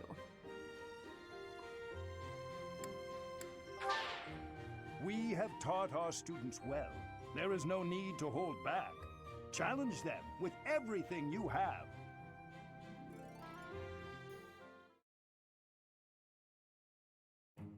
So, this is to be our battlefield. Gronder Field. Are you feeling confident, Professor? Excellent. That's most reassuring. We can win, I'm sure of it. After all, it's not as though we've spent the last half year sitting idle. And I'm feeling stronger this moon. As though I could conquer 1,000 opponents all on my own.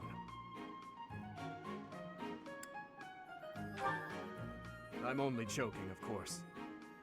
But perhaps it isn't a laughing matter. I beg your forgiveness.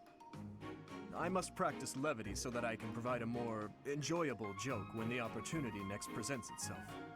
After all, I hear that telling jokes is a good way to calm the nerves before heading into battle. Still, I find it quite difficult. Well, it's about time for the battle to begin. Everyone, brace yourselves.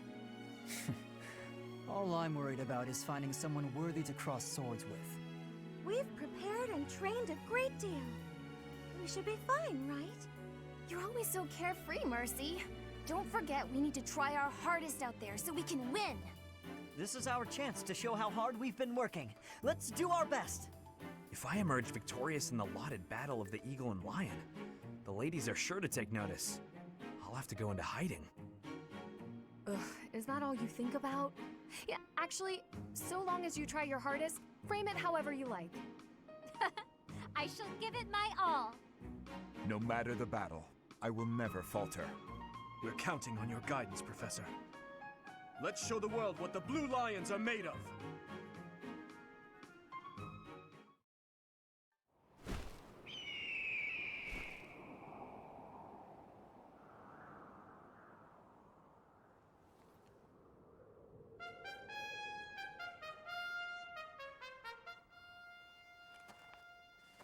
You all should know, I am not about to go easy on you today. As long as we can pull off the win, doesn't matter how. Our victory must be absolute, no matter what it may take.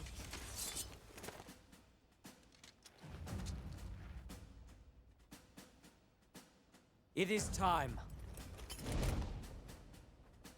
Forward, now!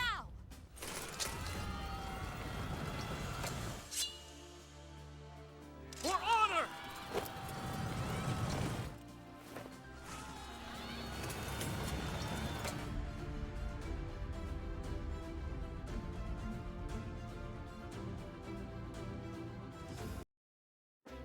Well done, your princeliness.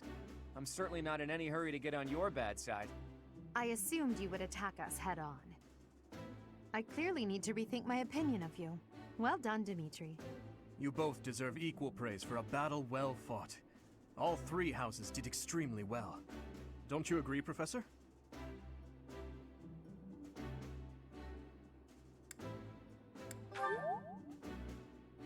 It only seemed that way because of the caliber of your command. Even now, we must not allow ourselves to become complacent. In any case, I hope the day never comes when we have to put this experience to use. I wouldn't mind. I'll accept a challenge from either of you at any time. I'm kidding, of course. That is nothing to joke about. The true battle of the Eagle and Lion is best left in the past. In fact, I wouldn't be surprised if they eventually change the name of this mock battle.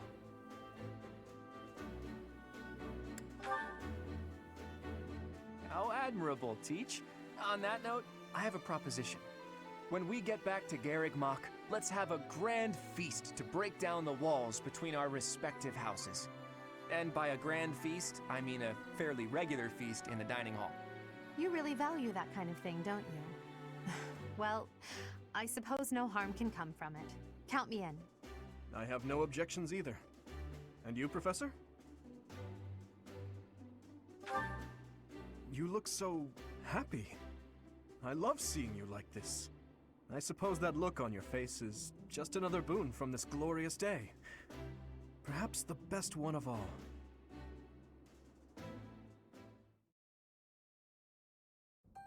I had a wonderful time today, Professor. As usual, I was astonished by how much you ate in the name of celebration. Really, though, I must thank you again. Our victory in the Battle of the Eagle and Lion was thanks in no small part to you.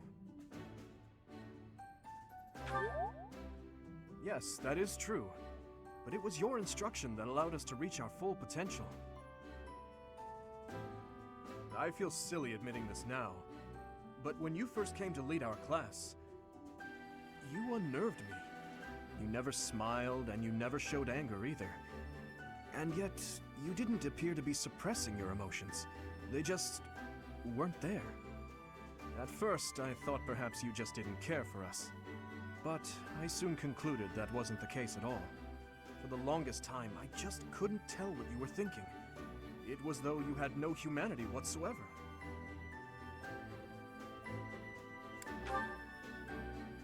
You're different now.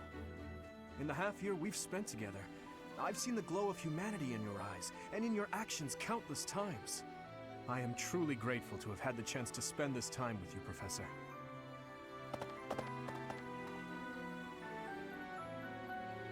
What are you two talking about? How dare you get chummy without us? That's enough, Sylvain. Oh, please. I would love to join you as well.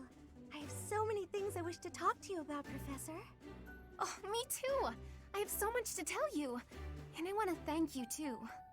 Honestly, Professor, I was only able to achieve so much because you were with us. Ash is right. You're irreplaceable to us, Professor. Yes, that! Without you, the Blue Lions... Well, we wouldn't even be the Blue Lions at all. Except for the blue part. Because we'd be sad. I suppose there are worse things than fighting at your side.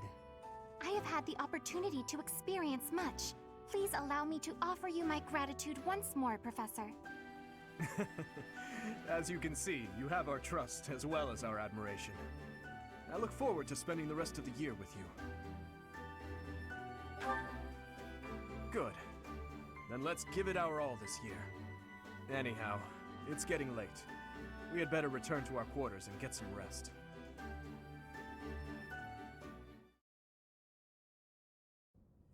You fought bravely during the Battle of the Eagle and Lion. Comparing against their performance at the mock battle of the Great Tree Moon, the students have grown significantly. I suppose I should praise your efforts. Please continue to instruct your students as a model teacher. So, you've made good use of all my power after all. I would have been upset if you had failed at such an easy task. It pains me to assign such a disturbing mission to you during such a blessed moment in time. However, next month your assignment will be to journey to Remire Village to investigate an abnormal occurrence there. Remire Village. If I recall, you've been there with your father many times. I have yet to ascertain the details, but it would seem the villagers have been acting strangely. I have already dispatched the knights to verify the authenticity of this information. They should be back shortly. I suggest you begin by finding out what they have discovered. I pray this is not a bad omen. May the goddess protect you all.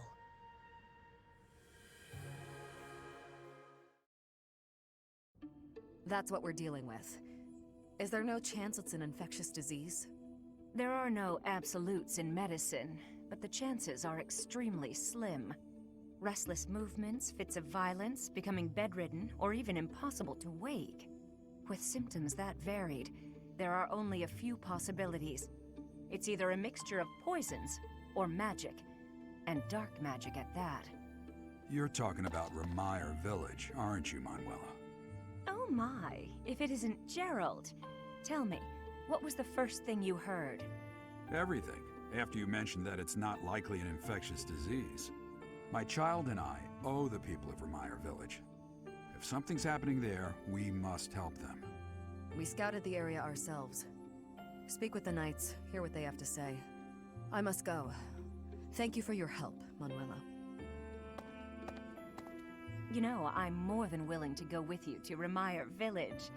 After all, I owe you my life. If you'd like, I bet we could even manage the mission all by ourselves. Just the two of us.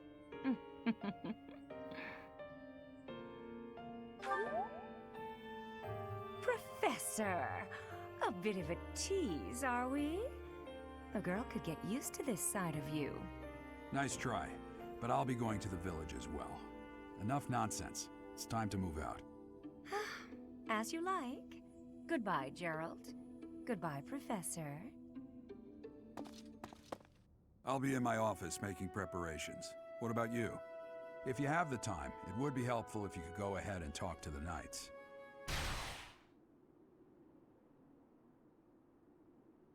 Hey, what's wrong?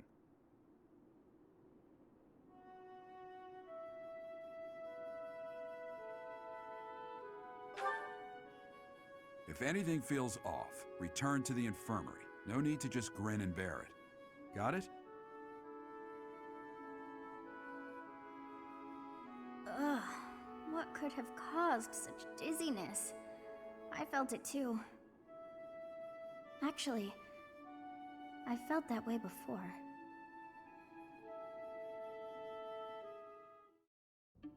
I see.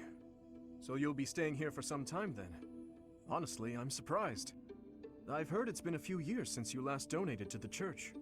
That was merely because of the financial situation of my territory. I assure you it has nothing to do with my dedication to the Church. By the way, Dimitri, isn't Edelgard currently enrolled at the Officers' Academy as well? Yes, she's in the Black Eagle House. I don't believe she has any plans to leave anytime soon. Why not pay her a visit? I may do just that. It's nice to stay in touch with my dear niece every now and then.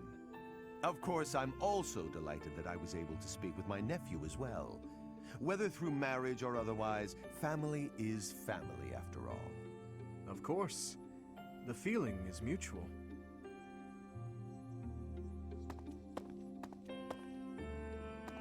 Professor, if you were watching, you should have made your presence known. That was Lord Arundel, the regent for the Empire. He is also Edelgard's uncle.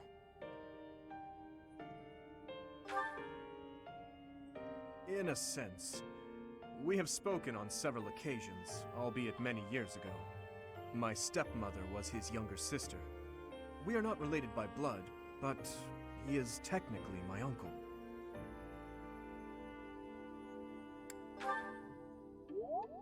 Yes. My stepmother was Edelgard's birth mother. Edelgard and I are siblings by marriage. We can delve into that topic another time. For now, let's make preparations to investigate what's happening in that village. Oh dear. The princess of the Empire and the kingdom's prince are kin. How very odd.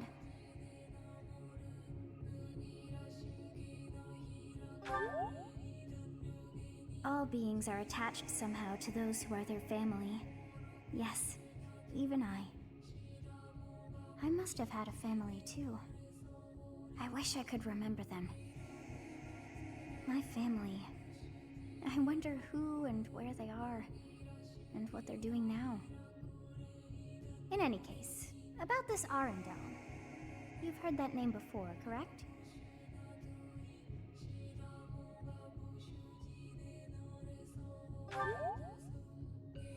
Quite true. We came across that name within the library, right where the prince had been. I thought that Arundel had died, and yet, not so. He seems alive and well. I wonder what the prince had hoped to learn from reading of his uncle's charity. So many things the prince has yet to tell. How bothersome.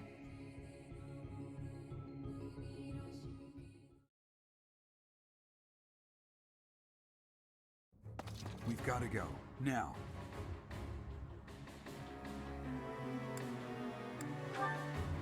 The situation in Ramire Village has changed drastically. We don't know much more than that. We're hearing reports that the villagers are killing each other. Some say houses are burning. Regardless, we need to move. Kill! Kill!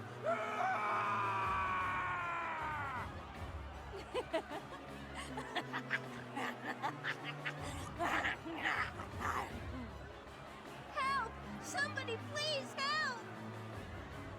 What's going on here?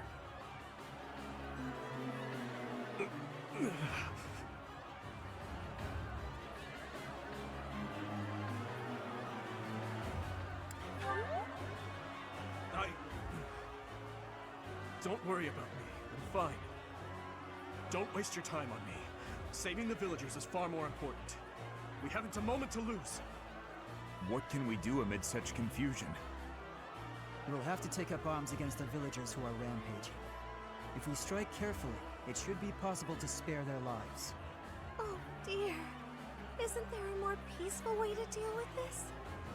No matter how long it takes, we'll need to check and rescue them all, one at a time. Those who have gone mad may be victims themselves. Is it possible to save them? Well, saving the poor people who aren't crazy is definitely our top priority. Let's get on with it. Slow down, Annette. It won't do anyone any good if we panic and get injured ourselves. Isn't that... Your Highness, suspicious figures spotted in the village. They seem to be watching the chaos. Are they the ones responsible for this madness? If so, it's clear what must be done. Kill them all.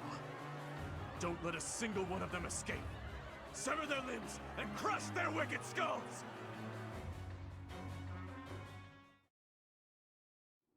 Looks like we somehow managed to sort things out, and casualties were kept to a minimum.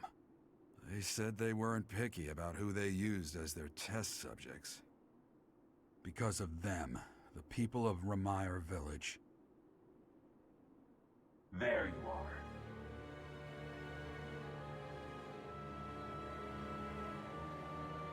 That armor. So, you're the Flame Emperor. Yes. I believe you have met my subordinate, the Death Knight. Oh, we've met all right. But back to you. You're the one responsible for the destruction of this village. Do not get the wrong idea. What in blazes does that mean? It is true that I am working with Solon, but that does not mean our objectives are the same. Had I known they planned to do this, I would have stopped it. You have my word. Your words are meaningless. Now, I'll have to insist that you accompany us back to the monastery. I cannot abide that. However, if you wish to join forces, I will hear your plea. What? If left to their own devices, they will commit countless more violent acts like this one. Do you not wish to prevent that? With the sword of the Creator on our side, Solon would not be a threat.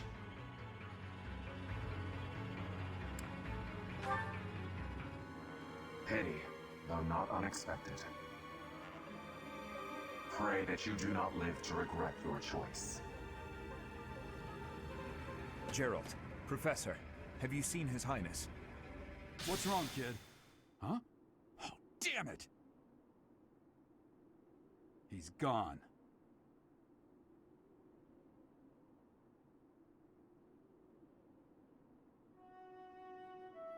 Hey, I've been meaning to talk to you. Since coming to the monastery, you've changed.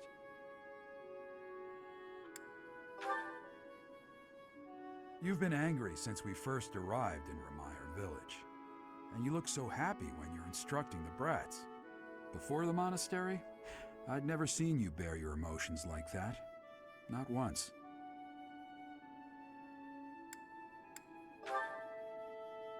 Then perhaps it's a good thing we came to the monastery, if only so I could see your face lit up like that. Or maybe there was never any reason for us to leave the monastery in the first place.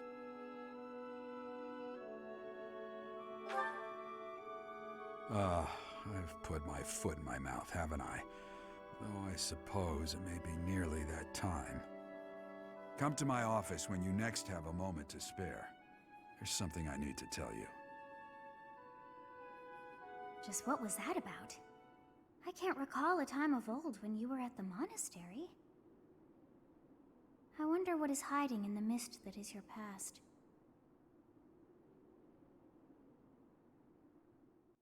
Professor, I'm sorry you saw that side of me in the village. It must have been quite a shock to you and the others. I'm mortified by my behavior. When I saw the chaos and violence there, my mind just went completely dark.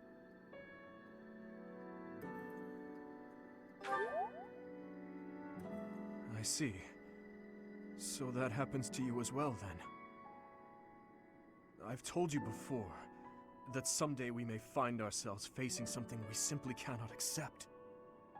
That's what the chaos in Ramire Village was to me. Solon and the Flame Emperor are both beasts who must be eliminated. Demons who kill the innocent. They aren't even human at this point.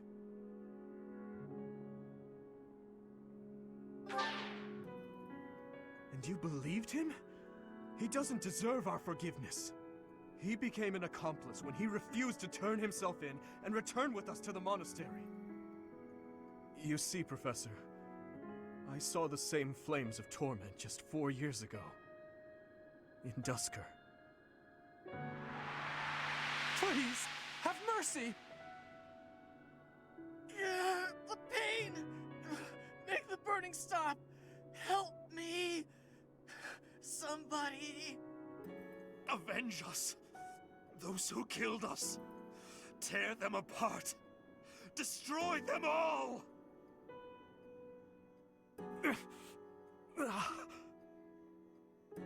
My father, my stepmother, 4 years ago, they lost their lives to those flames. I'll never forget. I still remember their faces, their screams, the tortured last moments of every person who died that day. But right now, all that matters is that we do whatever we can to help the surviving villagers get back to their normal lives. Thank you for everything. There's a reason that I came to the Officers' Academy. Just one reason. I came here for revenge. And one day, I will have it.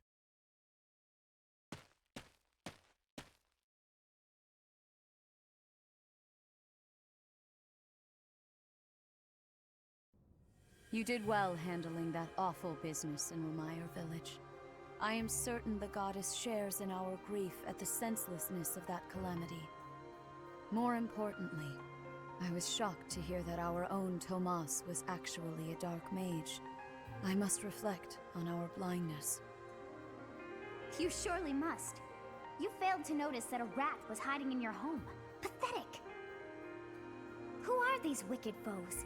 How did Tomas escape your gaze?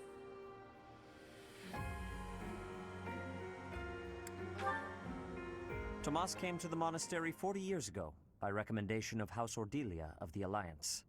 Around 8 years ago, he went back to House Ordelia, before returning to the monastery once again just last year. After having worked at Garreg Mach for decades, why would he betray us now? Just what did he hope to accomplish? Yuritsa became a professor at the Officers' Academy because of a recommendation from the Imperial nobility. Supposing that he is the Death Knight, that means that our enemy is an organization that has taken root in at least 2 territories. In the long history of the Church of Seros, no, long before even that, there have been an endless number of threats to the peace of Fodlan. Yet those who oppose us still operate in the shadows. Their identity is a mystery. I believe that Solon and the Death Knight are merely one part of a much larger whole. A threat to Fodlan's peace? That means we have no choice. We have to stop them all.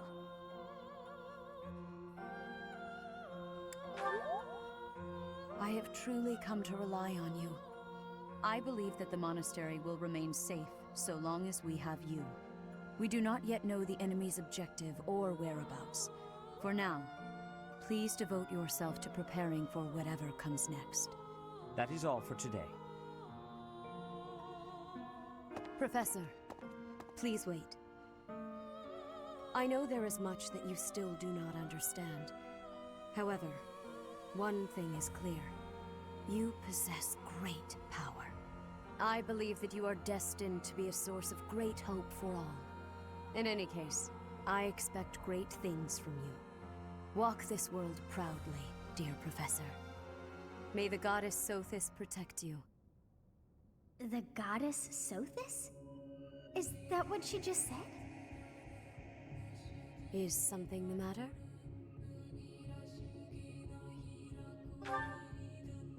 I see.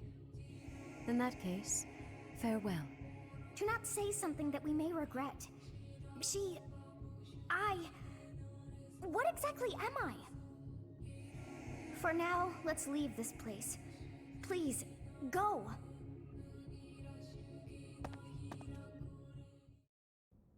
We are planning a grand ball for this month. I'm sure the students will be most pleased. Yes, certainly. However, we must not devote all of our time to frivolity. We have a new mission for you. We have found evidence of someone sneaking into an unused chapel.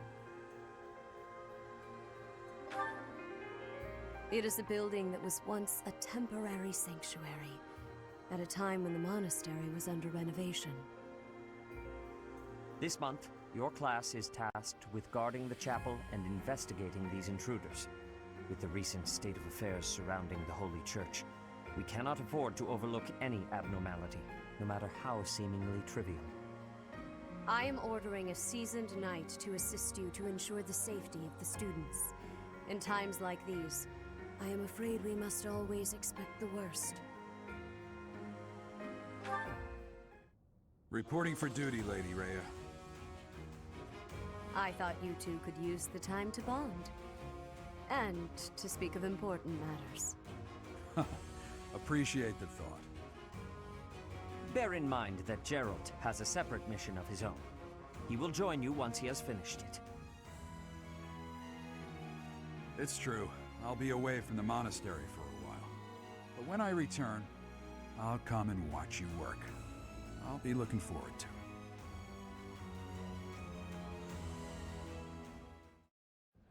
it. Ahem. Ladies and gentlemen, my sincerest apologies for the wait. Thank you for gathering here on the eve of the highly anticipated ball to bear witness to the Academy-wide dance competition. Welcome to the White Heron Cup. The competition will be judged by me, your humble servant, Alois Rangel, and also the acclaimed former songstress of the Mittelfrank Opera Company, Manuela Casagranda! Yes, yes, thank you. Oh, and it should go without saying, but I swear to show no bias to my own house. Got it? Good. Last but not least, the glamorous assassin who does all of her dancing in the dead of night, Shamir Navrand! The three of us swear on our honor to judge the following proceedings with utmost impartiality and fairness. And with that, will the representatives of each house please make their way to the stage? Contestants, are you ready to dance? And is the band prepared to play? Very well. Begin!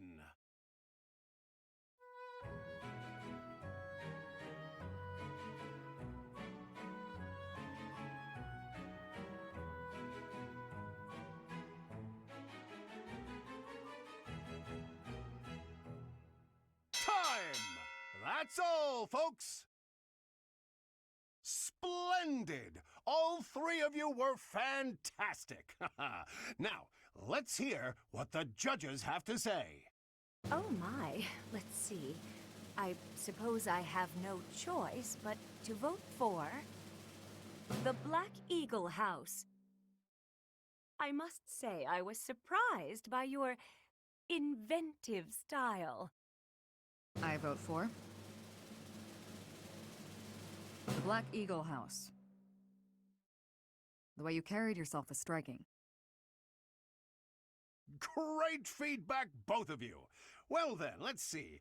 Factoring in my own humble opinion, yes, we have a winner! And I will announce who it is right now, without any delay. The winner of this year's White Heron Cup is the Black Eagle House! Once more, please give a big round of applause for our talented participants.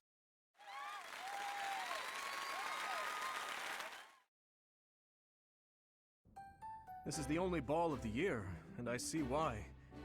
Everyone is absurdly excited.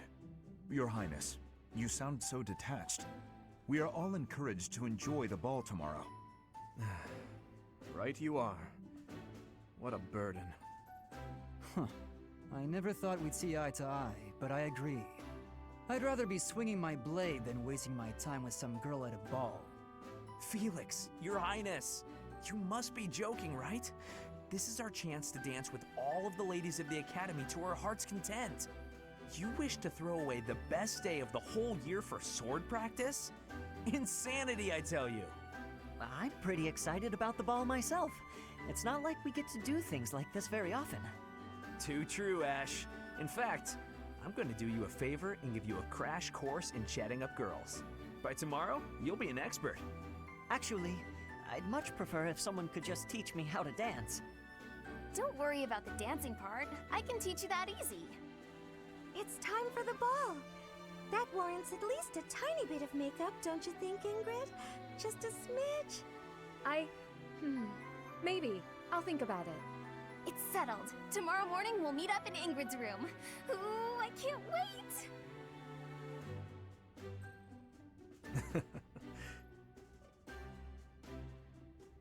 You know, there's no telling where life will take us after we leave here. If only we could find a way to come together again, just like this. A fine notion, Your Highness. Perhaps 5 years from now? 5 years from now? Ah, that's when Garreg Mach Monastery will be holding its Millennium Festival. By then, we'll be addressing your highness as your majesty instead. That's right. I suppose we all know it's coming, but by then you'll be far removed from us. Come now, you know me better than that. My title may change, but I won't. And it won't just be me, you know. 5 years from now, you'll all have your own stuffy positions to contend with. But as I understand it, the festivities at the Millennium Festival will be of a scale far beyond anything we've yet seen. In other words, the perfect excuse for all of us to return here. Ooh, a reunion? That sounds fun! I wouldn't miss it for the world! I'd love for you to be there as well, Professor. After all, you're the heart of the Blue Lion House. Good. Then it's settled. Of course, if something happens and I'm not able to attend, I'm leaving all of the logistics of organizing this reunion to you, Professor. It's true. I'm sure being a king will keep you busy, but it's a bit early to be backing out of your own plans, don't you think? Yes, I suppose you're right. I'm sorry. You have my word. I will return as well. Count on it.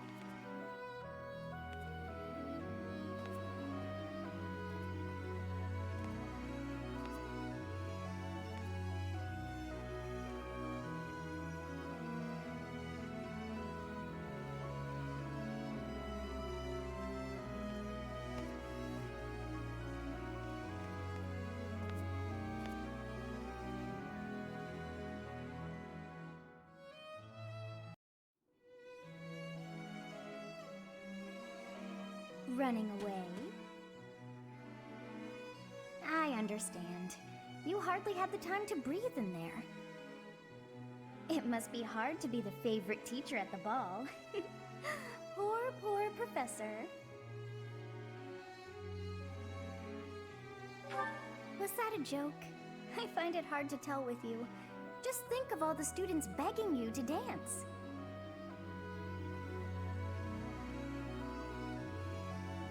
Professor, what are you doing here?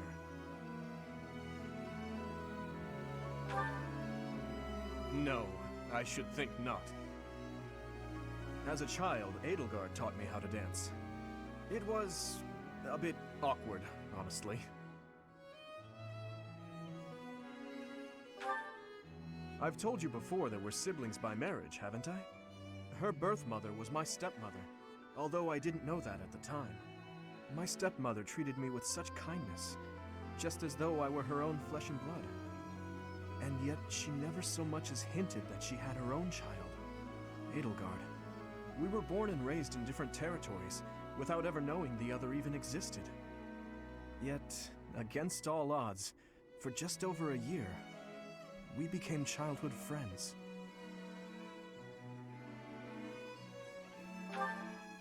Indeed. Unaware of each other's stations or backgrounds, we met and became incredibly close. This was when she and Lord Arundel were living in the kingdom. They were in exile. This was a time of great turmoil within the Empire. I ran into her when visiting Lord Arendel's residence with my father.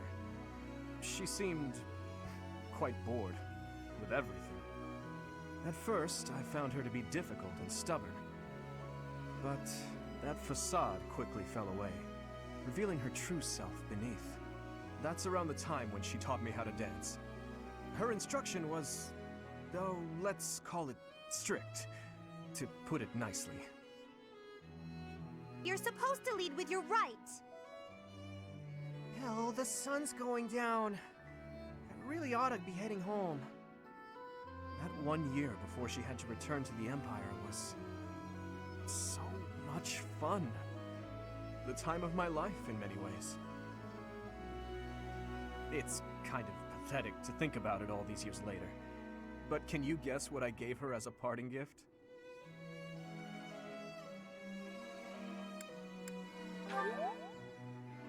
Huh. Good guess, Professor. But I swear, it came from the heart. In Fargus, we've long considered blades as tools of destiny, as a way to cut a path to a better future. She was being dragged all over, unable to live the life she wanted. I thought the dagger could help her cut a path to the future she dreamed of. However, that was many years ago. I'm sure she's forgotten all about the boy I was back then.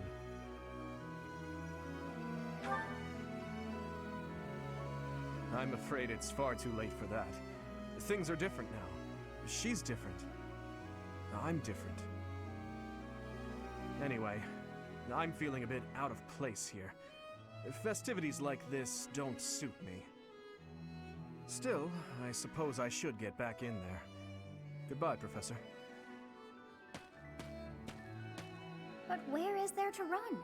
This place is filled with joyful students looking for a dance.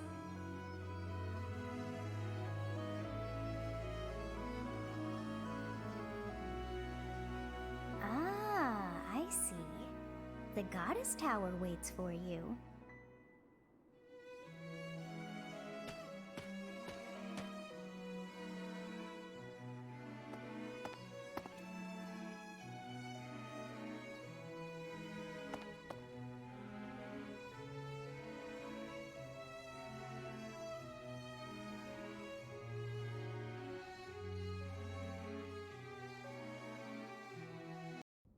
Professor! I'm happy to see you here.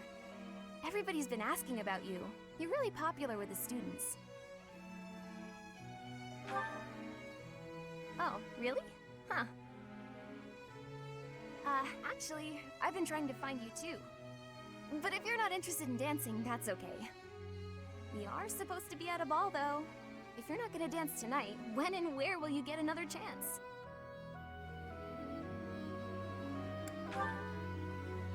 Wait, really? There isn't any music. But this is too special to pass up. Maybe I could sing a little something. I may not look like it, but I'm a practiced singer. Though people do tend to think my lyrics are a little odd. Fry the food, it tastes so good. It fills up our hungry tummies. It's about this yummy stew one of the monks taught me to make a while back. Oh, I know! I'll make it for you! It really is just about the tastiest thing in the world. If I'm bothering you, please tell me now and I'll leave you alone. Say, Professor, did you know that if you make a wish here at the Goddess Tower, it will for sure come true? That's why people usually meet up with someone they like here, for a rendezvous. And they make a wish that they'll stay together forever. So, I thought you might be waiting for a girl here. And that I'm messing it up.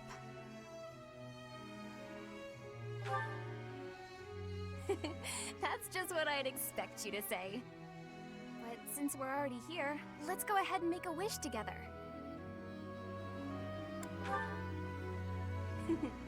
I've already decided what it will be. Dearest Goddess, I wish for the Professor and I to always be the best of friends. How's that sound? Can we wish for that? Really?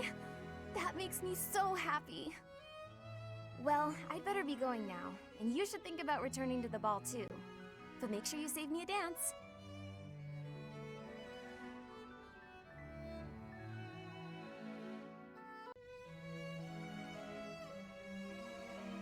It seems that everyone is having a delightful time. Will you not dance some more? How dull of you. Had I a body of my own? Oh, I would sing and dance until I fell upon the ground. But you... do as you will. Oh, you're not the only one who feels that way. Look over there.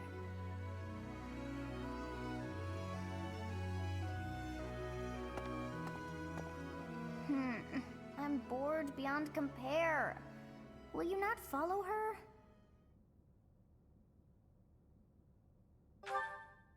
Oh, come on, hurry up. I know that you are curious to see what she is up to. I hear someone singing from over there.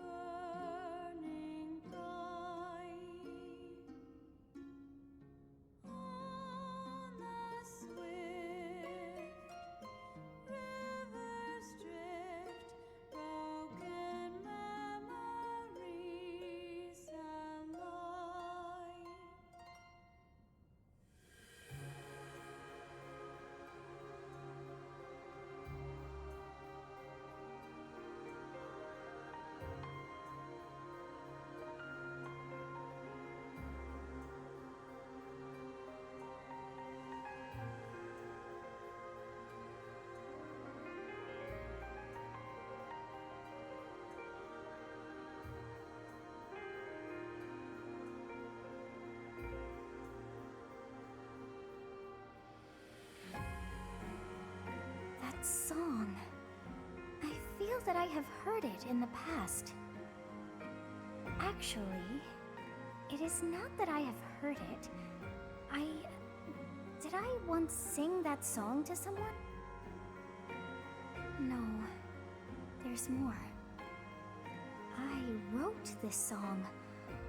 Oh, but how could that be so? If that were true, then how could she be singing it? Unless... No. I am suddenly so exhausted. As are you, no doubt? Quickly then, to bed with you.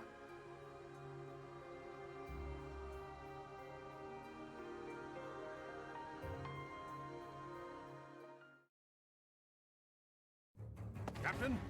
Captain! Where are you? Hey, Professor, have you seen your old man? Too bad.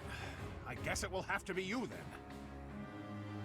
I'm back. Sorry for the delay. My last mission took longer than expected. Captain, thank goodness you're here. There are reports of demonic beasts near the chapel. Nonsense. I haven't heard anything about the monastery's walls being breached. That's why I'm heading there now, to see what's really going on. You'll join as well, won't you? Of course. We're both sworn to protect this place. It's odd. Just before they appeared, someone saw a number of students heading toward the chapel. They were apparently acting strange, as though they weren't in their right minds. Shortly after, demonic beasts started to appear, one after another.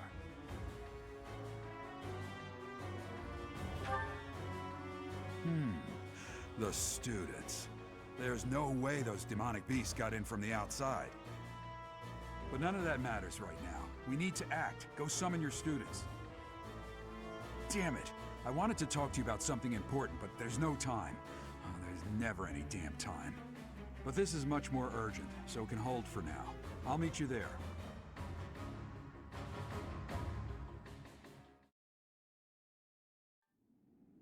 Run along now. Thanks for all your help, sir.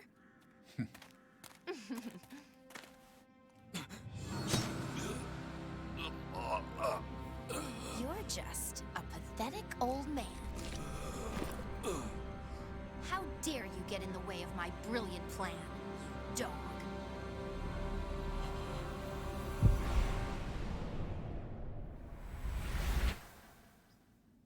Run along now. Thanks for all your help, sir.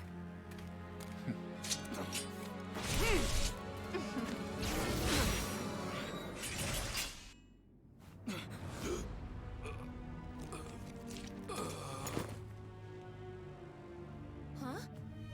What are you doing here? You must survive, merely because there is still a role that I require you to fulfill.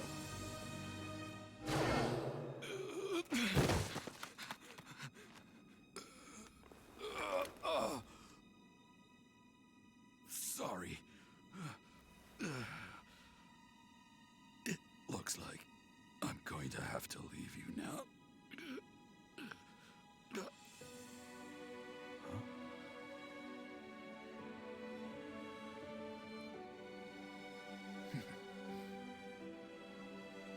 To think that the first time I saw you cry, your tears would be for me.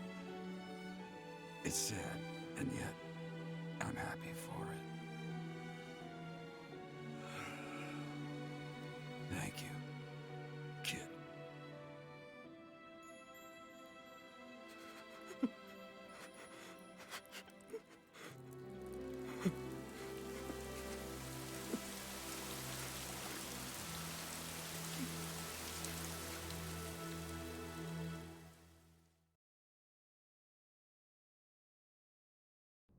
So this is where your father lived.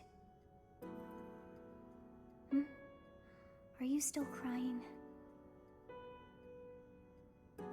If turning back the hands of time was not enough to save his life, you must accept what came to pass was fate.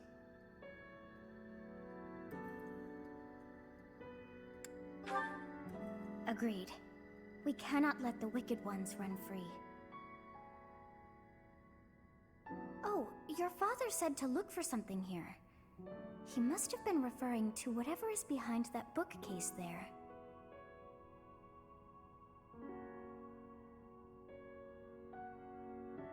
Your father's diary. Huh. His handwriting is prettier than his face would suggest. Well, well. These entries here are from before your birth.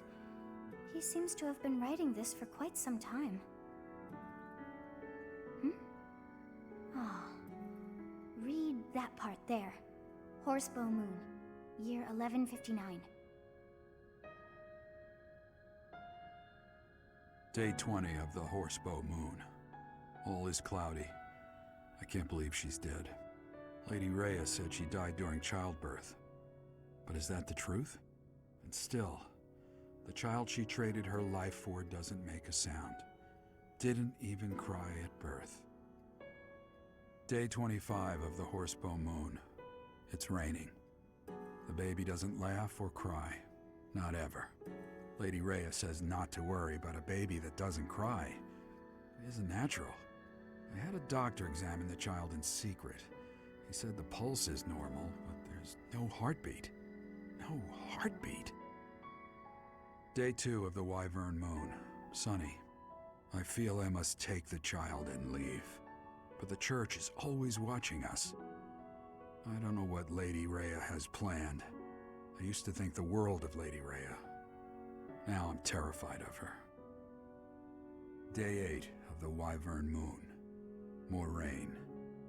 I used the fire that broke out last night to fake the child's death. Lady Heya is in a state over the news, but I can't change what I've done. I've got to take the child and leave. Well now, that baby must be you.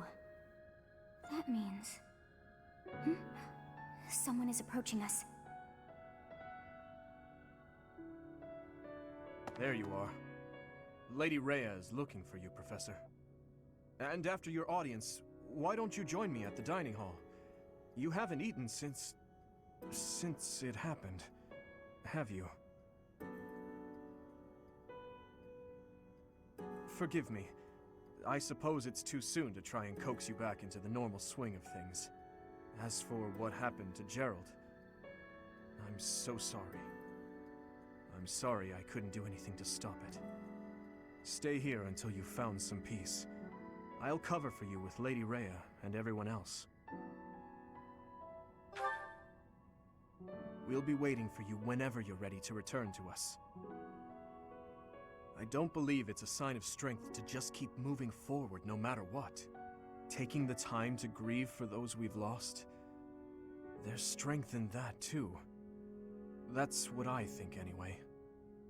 That said, it's also important to remember that no matter how sad you are, eventually your tears will dry up.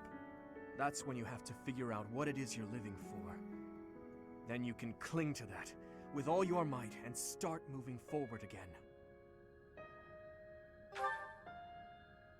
4 years ago in Dusker, I experienced the same pain you're feeling now.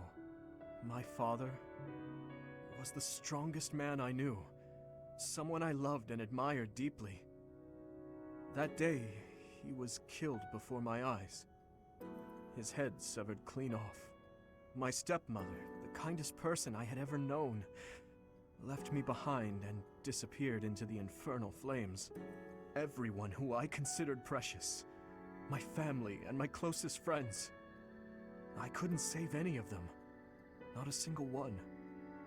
Now, the burden of the work they left behind falls on me. I must ensure they have no regrets. That's my duty as the sole survivor of the tragedy. It's a heavy burden, but accepting it gave me the strength to pick myself up off the ground and start moving again. Start living again. Gerald is gone. So what will you do now, Professor? What must you do? Look deep in your heart, and I'm certain you'll find the answer there. Indelible and inescapable. I've probably bothered you enough for today, but I have just one more thought to leave you with. Even now, Seth is gathering the knights to begin a full-scale search for the enemy. It may not be right away, but before long they will find their trail. No matter what happens or what anyone may say, know that I plan to stand by you, Professor. Through anything. Until the bitter end. Well, did you search deep within yourself as he suggested? And did you find yourself some answers? This book is filled with secrets yet unknown. We must return another time to read the rest. Oh, but I have at least figured one thing out. I know now why our fates are intertwined.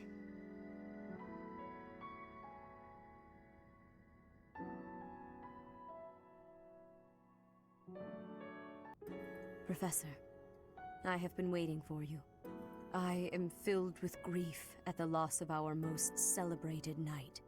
Gerald was an ally of many years, and also a dear friend. It was a long while back. At the time, Gerald was a soldier of the kingdom. He was injured in battle, and I saved him just as he was about to perish. That was our first meeting. After that, he became a knight of Seiros. He gave his all in service of the church. He fell in love with one of the nuns here at Garreg-Mach. Their love produced a child, whom she died giving birth to. It was her decision. She weighed her own life against that of her child's and, in the end, implored me to save the child. Your father never truly accepted that decision. He took the child, took you, and disappeared without warning.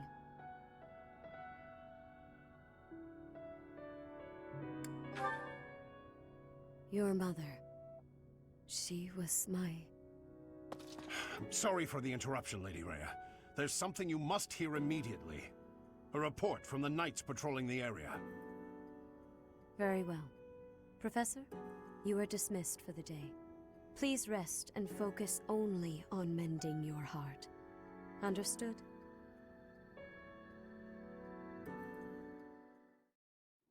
What are you doing at this hour? Oh, I know. You are eavesdropping. I must admit that I approve. Professor, we must remain quiet. I see. The Flame Emperor and Monica. And the mage who rescued Monica.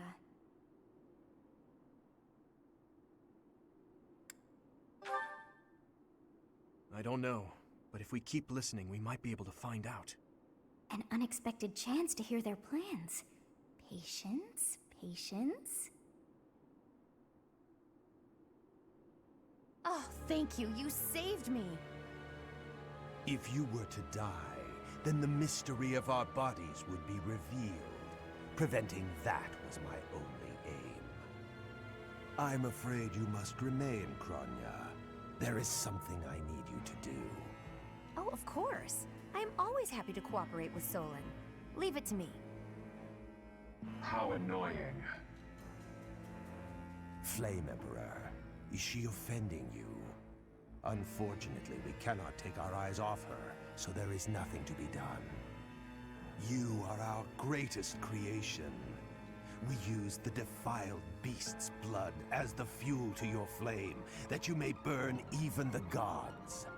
Now is the time to cleanse Fodlan with that power and bring forth our salvation. There will be no salvation for you and your kind. Those responsible for such gruesome deeds in Dusker and Enmar. All so that you may acquire the strength you need, all for a purpose. I've got you. Finally.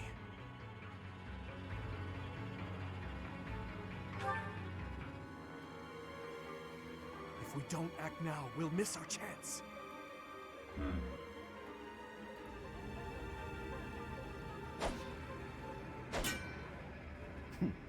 Even if someone has overheard us, there is nothing they can do.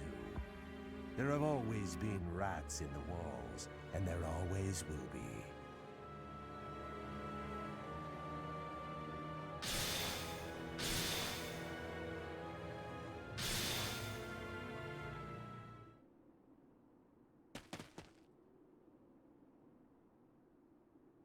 No. The dagger.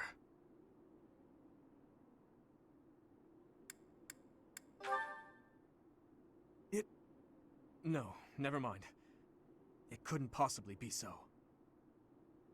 Professor, those are the ones we must destroy.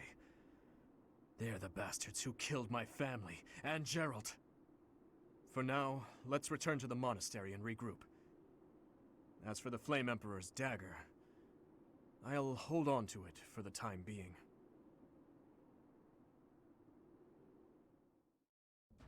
Professor, have you heard? They say we finally located the enemy. It seems they're hiding in the sealed forest, right near the monastery.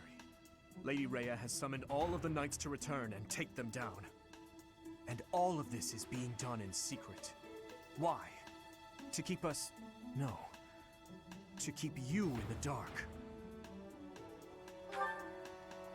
Lady Heya likely assumed you wouldn't be able to stop yourself from confronting the enemy if you knew their location.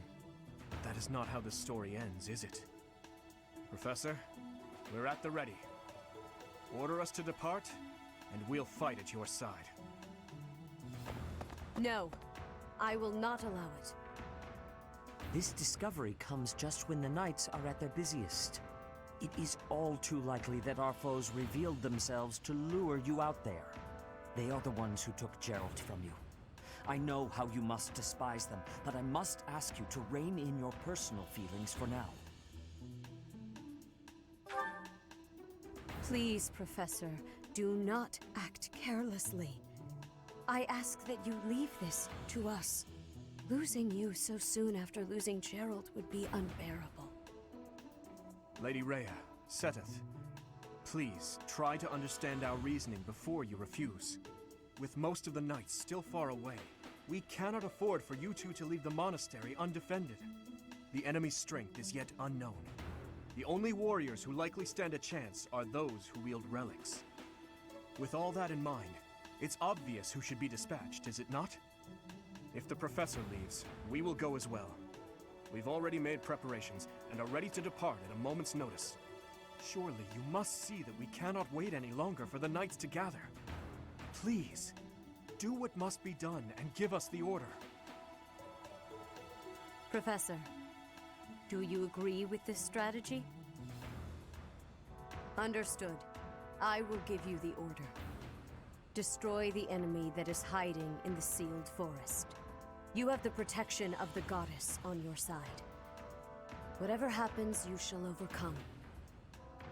No matter what enemy we face, we will not fail. I promise you that.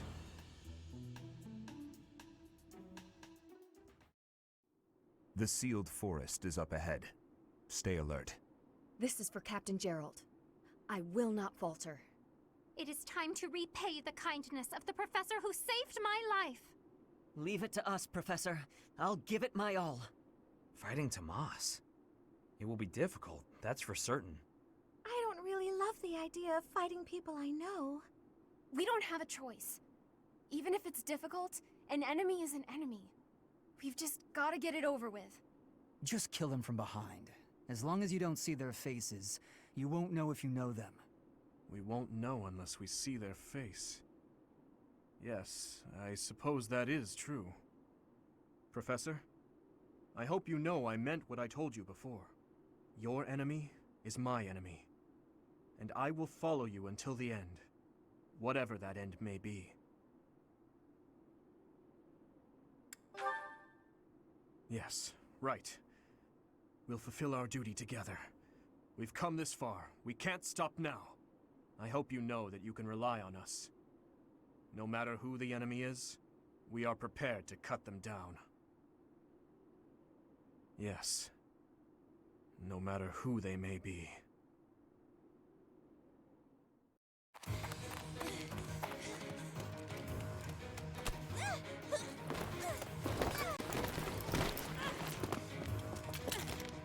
But how? How could I really lose? To a lowly creature like you! Well... Solon! Don't just stand there and stare! I need your help! Yes, you most certainly do. Huh?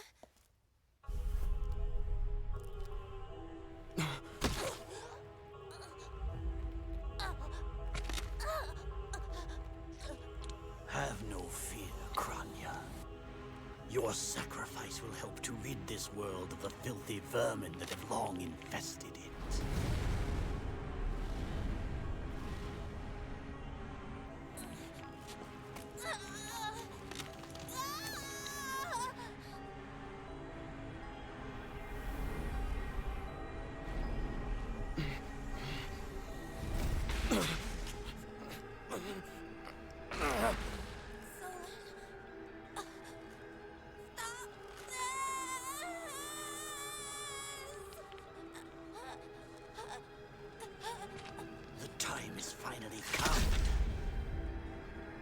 To unleash the forbidden spell of Zaharas upon our enemies!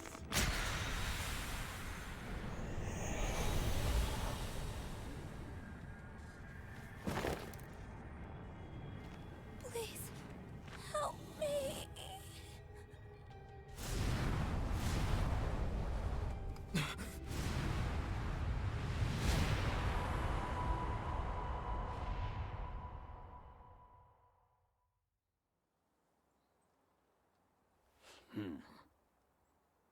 Be gone with you, Fellstar. What was that sorcery? What happened to our professor? They were swallowed by the mystical darkness of the forbidden spell. An eternity wandering in a void of nothingness, never to return to this world. To think, we almost had the sword of the Creator. That's a lie! There's no way the professor is really dead! That's right. Our professor is no ordinary human. I do not believe our professor has fallen. It is possible that death has yet to find your friend, but there are worse things than death. Drifting through the darkness with no chance of escape, overwhelmed with hopelessness. It must be torturous. We cannot abandon hope, Your Highness. Our professor lives. I know it. You're right. We will save the professor. But first, let's destroy this beast. I'll slice you into 1,000 pieces as you watch with horror. You will know true pain before I finally allow you to die! How trite. But if you wish for pain, I shall oblige. If you prefer it so, you shall also be added to the ranks of the dead.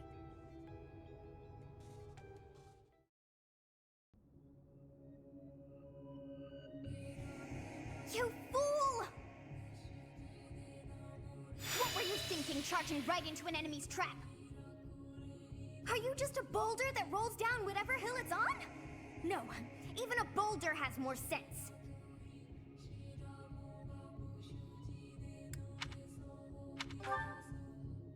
Excuses won't help us! This darkness is terrifying! As you and I are one, I too am trapped within this void. But please consider this. This realm of darkness we are in is separate from the world from which you came. I mean that it would take a god to leave this place. In time, our hearts and minds will cease to be. Are you prepared to die?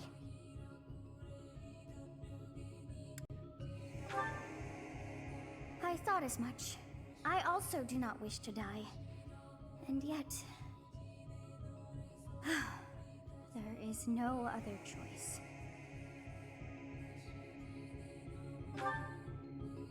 Do you recall your father's diary? He said you were a child who never cried nor laughed. I think I am the one to blame. I must have been asleep, but even then, I feel I was a part of you. I do not know how Heya managed it, but she allowed me to exist inside of you. The truth is, I have always been with you. It is within you that I found my power yet again. The power of a goddess. The power of the progenitor god. My name is Sothis. By now, you must be well aware of what that means. I am the one who watches over Fodlan and the creatures dwelling there. I am Sothis. She who died and then returned.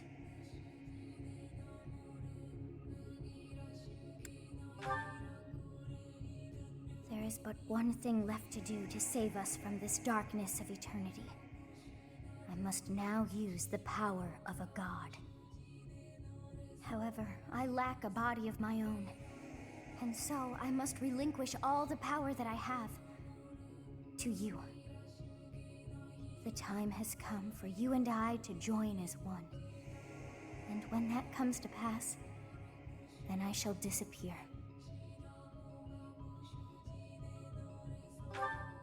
When I say disappear, I do not mean that all I am will be no more. My soul will join with yours, and you and I will never be apart. But I will no longer have the chance to speak with you. I shall miss it. So long have I been on this path with you. Through you, I got to see and hear this world. I even got to chastise you from time to time. I may not have acted like a goddess, but it was certainly fun. For all that you have done, thank you. I'm glad that it was you to whom my fate was bound.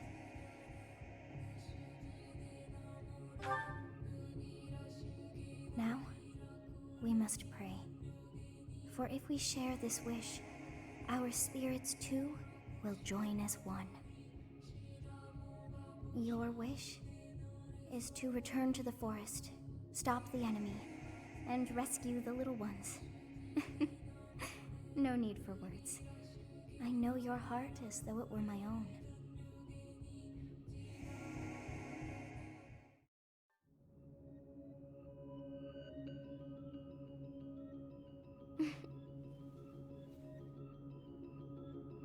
Your will and mine are now as one. Both sides of time are revealed to you, and you alone. You know I am the beginning. What shall you do?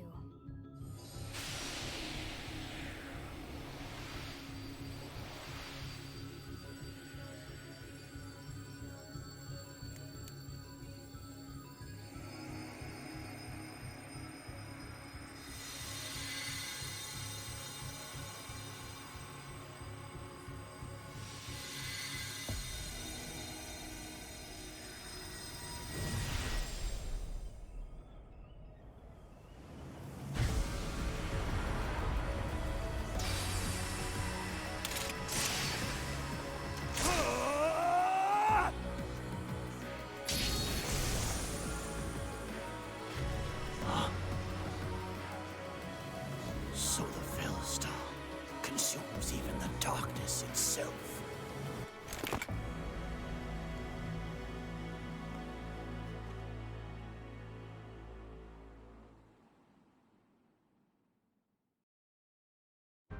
Professor, I'm glad you're okay. And you seem relatively unscathed. I'm so relieved. What's more, Gerald's foe is dead, though we took little satisfaction from it. Professor, I must ask, what happened after we were separated?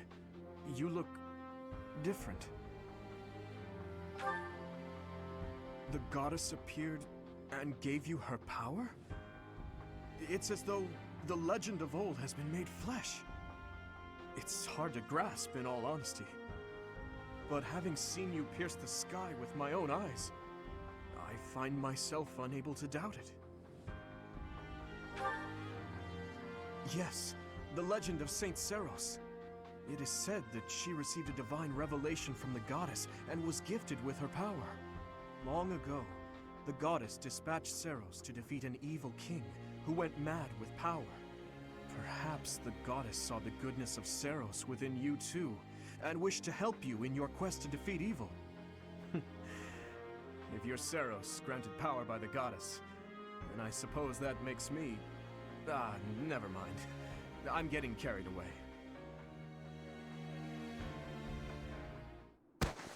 Professor, what's wrong? Are you asleep? What is happening these days? Well, it matters not. We must get you help, and fast. It'll be faster if I carry you and run.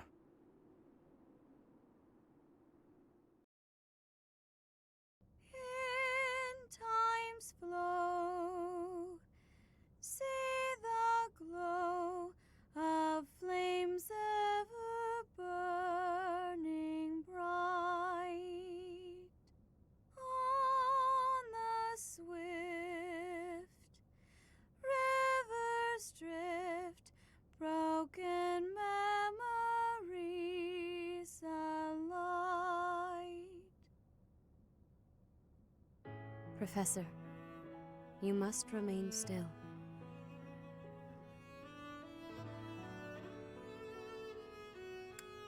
Everything is all right. There is no need to worry. Those who are trying to harm you are far away.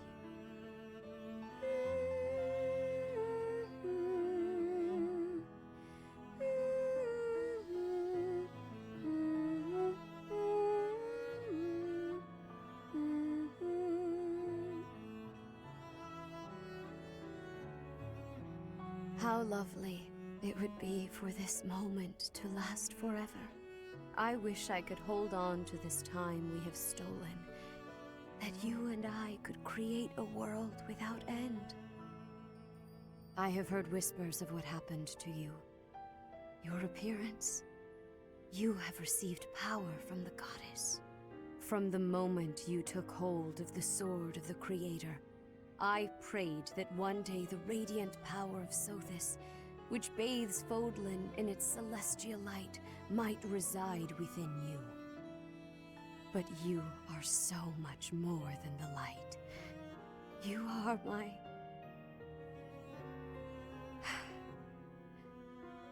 Close your eyes, dear one. Sleep just a while longer. I will be watching over you, always, always and forever.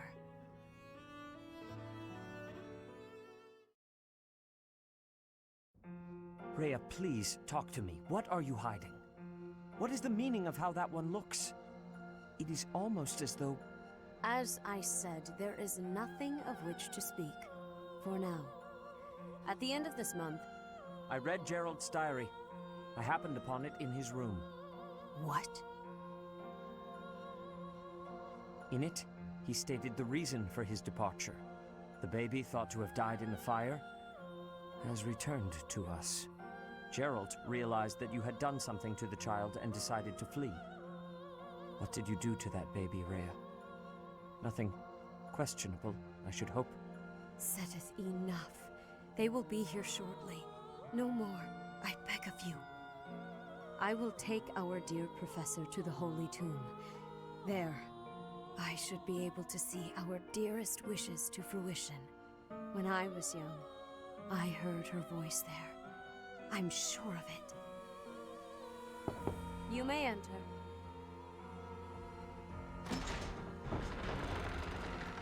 I have been awaiting your arrival, Professor. Now that you have received sacred power from the goddess, there is somewhere you must pay a visit to at once. You must go to the Holy Tomb so that you may receive a divine revelation from the goddess. The Holy Tomb is where the goddess sleeps. This monastery was originally built for the purpose of protecting that hallowed temple. Only a select few know of it, but there is a legend about Seiros and the Holy Tomb. Saint Seiros, the first soul to be gifted power from the goddess, received her revelation there. She was told that it was her sacred duty to save the people of Fodlan, and that she must use her power wisely in order to lead them. The words that were handed down to Seiros from the goddess will likely fall upon your ears as well. Prepare yourself to go at once. There, may you find out why you were blessed with such power. There will be a ceremony at the Holy Tomb. It is then that you will receive the goddess's revelation. You may share this mission with your students.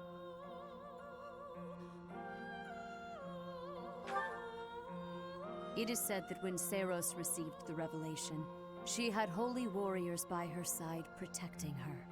Your students, who have followed you and fought alongside you through the darkest of times, are well suited to stand by you for the ceremony. Of course, as the leader of the Church of Seiros, I will be by your side as well. The Holy Tomb is a sacred temple that is sealed off from the rest of the world. There is nothing to fear. Even if something were to happen, I am more than capable of protecting myself. Much has changed, but your duty has not wavered. Steel your mind for the ceremony and prepare your students well.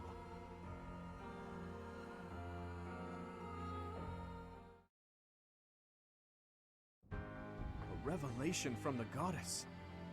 To think we'll have the honor of attending such a historical event. I hear the Archbishop will accompany us to the Holy Tomb. If something happens to her, all of Fodlan will suffer. We must protect her at all costs. This may sound mad, but perhaps we don't have to worry so much about that. Lady Rhea has said before that she is capable of protecting herself. I have a feeling that is true. I thought it was a strange thing for her to say. And beyond that, her movements bring to mind a great warrior with an extensive military background.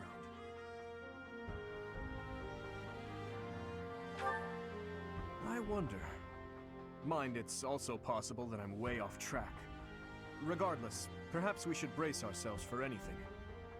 I never imagined attending a ceremony for a real revelation. I wonder what the ceremony will be like. I'm so nervous. I'm not ready for this. There's no chance for battle unless something goes terribly wrong, right? Oh, boring. If you keep saying things like that, something bad is bound to happen.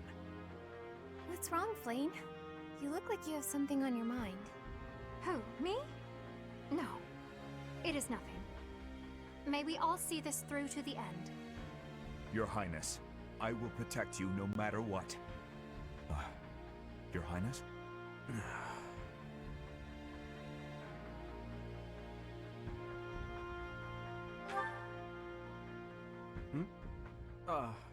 I suppose you could say that. Nothing to worry about. It's about time for Lady Heya to arrive. Let's all steel ourselves for whatever may occur at this ceremony.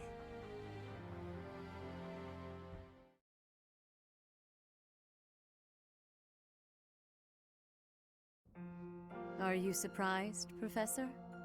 This is the Holy Tomb. Incredible. To think such a vast space has been hiding beneath the monastery all this time. I wonder what powers that giant mechanism that descends beneath the ground. This is where the goddess who created this world was laid to rest, along with her children. It is said that our creator, the goddess Sothis, sat upon this very throne. Professor, do you recognize this throne? So long. I have waited so very long for this day. Sit upon the throne. I have no doubt you will be gifted a revelation from the goddess.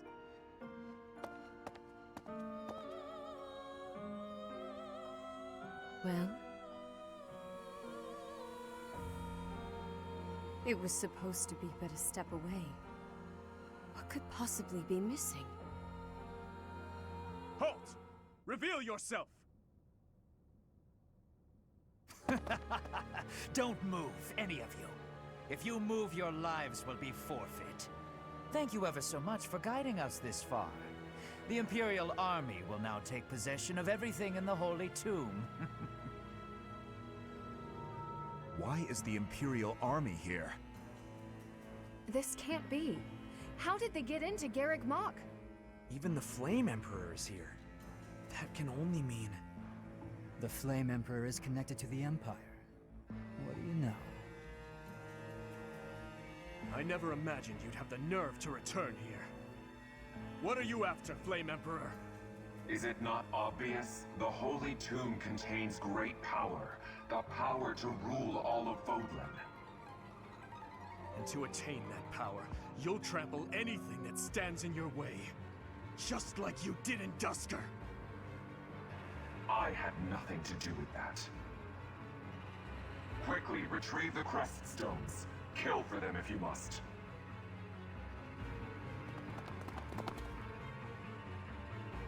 Insolence!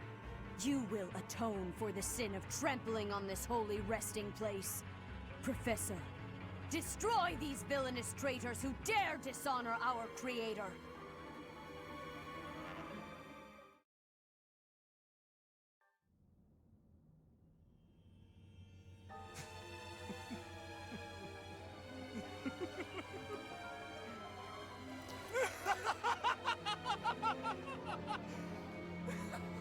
Is this some kind of twisted joke?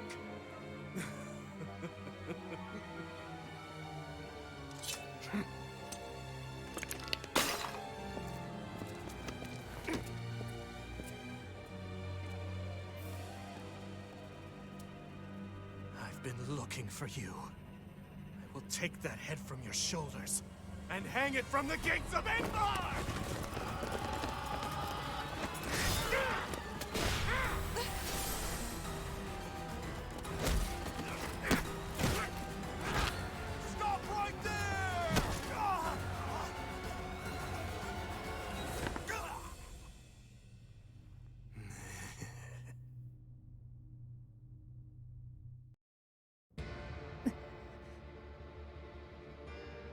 Before I break your neck, there is one thing I must ask you. Stay out of my way. I don't recall giving you permission to speak. Answer my question. That is all you have left to do. Flame Emperor. No. Edelgard. Tell me now. Why did you cause such a tragedy? You killed your own mother, and yet you haven't even had the decency to stop and consider the reasons behind your actions! Have you? I already told you I had nothing to do with that. It was foolish to think I could reason with a lowly beast. Your Majesty, no! You are a monster. Come, Hubert.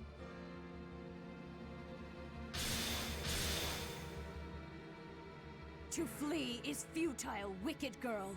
The Church of Seros will raise its entire army against you until you have been captured and punished.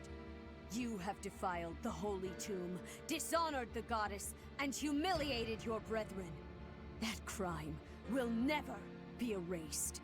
Even if you burn in the eternal flames and spill all of your blood into the goddess's soil. Come, Professor. Let us return and decide upon our next course of action.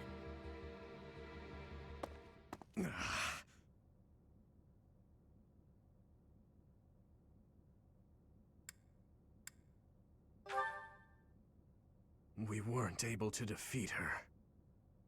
Your Highness. I will kill Edelgard with my own hands. I swear it!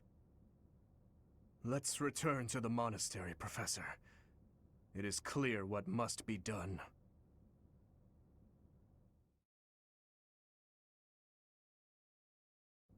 So, he's finally shown his true face. The same Dimitri I've seen once before. A beast who loves spilling blood. You're wrong. I'm sure of it.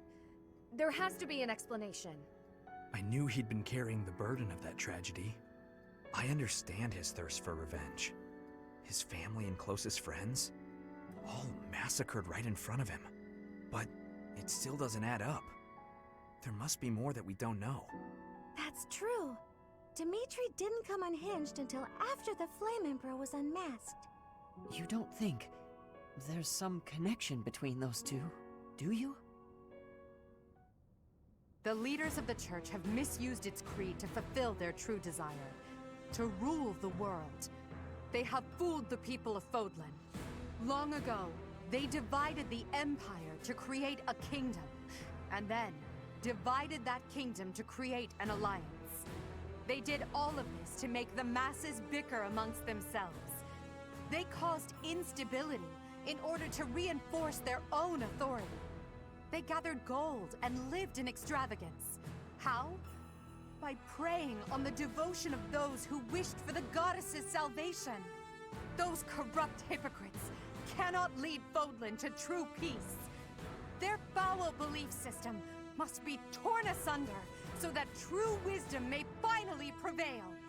And so, I have decided, by order of the Adrestian Emperor, Edelgard von Hresvelg, the Empire hereby declares war on the Church of Seros.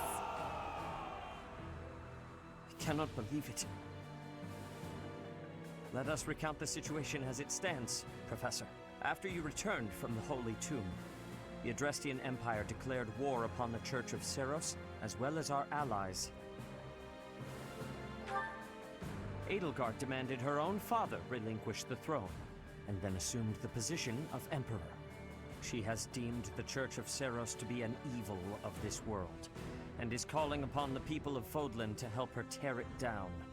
I must discuss our response to this declaration with the Archbishop, after the Knights return from their investigation. Until then, watch over the students. See that they remain calm. Professor, the Empire has declared war on the Church of Seros. We knew this day would come, sooner or later. What's going to happen?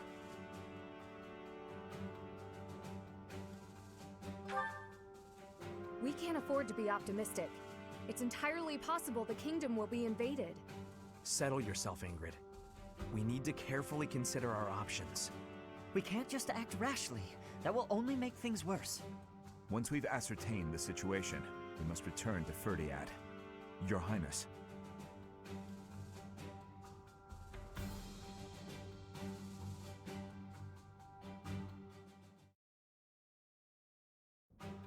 Unforgivable! I cannot fathom that the Adrestian Empire would embark on such a violent course of action. The fault is my own. I failed to see the wickedness within Edelgard's heart.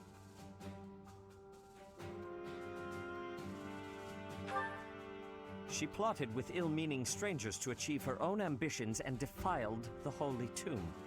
If that is not wicked, what is? Or perhaps her ambitions are even grander than we know. Perhaps she is planning to make herself a false deity by demonizing the Church of Seros. Adrestia received its very name through a divine oracle. To injure the goddess is a sin most foul that shall not be forgiven, nor forgotten. We must stop the Empire, and quickly. I have returned, Heya. Welcome back, Shamir. Were you able to discern the Empire's movements? Their main troops are marching towards Garreg Mach. It is said that they will join forces with Edelgard's army and arrive within 2 weeks. 2 weeks? That is not enough time. It will require all of our efforts just to prepare our defenses before then. We must send notice to all surrounding villages at once. We must order the residents of Garreg Mach to flee for their lives. It will be done.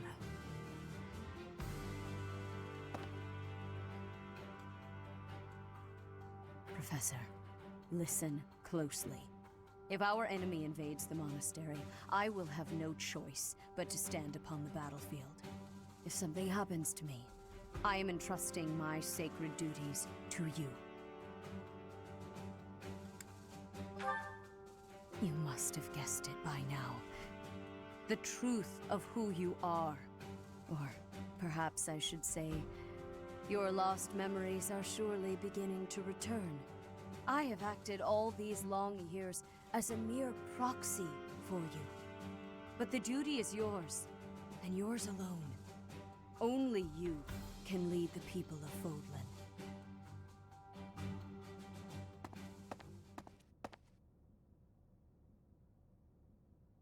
Heya, please. You must tell me all that you know. I beg of you. That one is the progenitor god. Am I correct? In a sense. Our dear professor is a vessel. One who carries the power of the progenitor god within. In time, the vessel will become one with the power contained within, and the progenitor god shall return to this world. I see. I trust that you are aware of the questionable nature of this experiment. But I suppose there is no turning back. I ask that you help our friend. And in doing so, help her. I am waiting and hoping for the moment when our Creator rules this wayward land once more. I am sorry, but I cannot do this. I am not certain it is just. I see. That is a shame.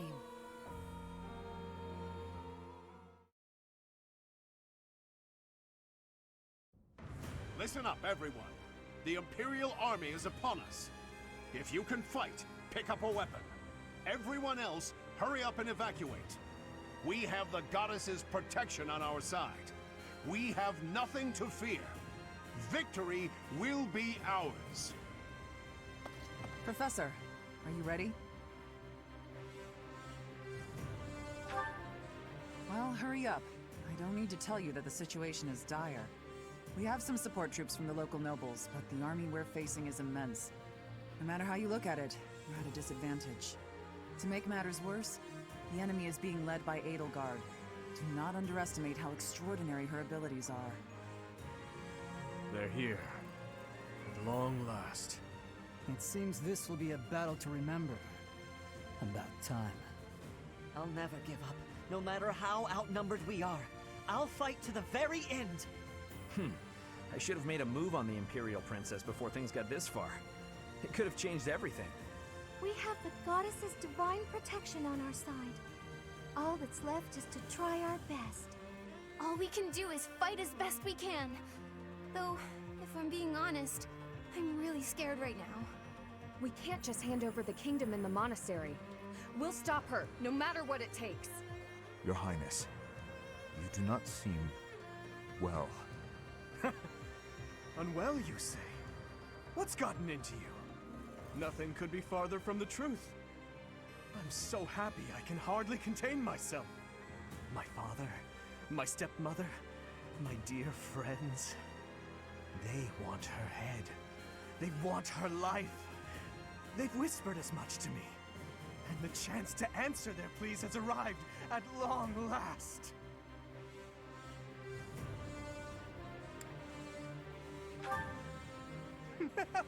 Of course! But don't mistake my intentions. Edelgard will die by my hand, and mine alone. Let's move, Professor. Even if it costs me my life, I won't rest until I've crushed her skull in my bare hands!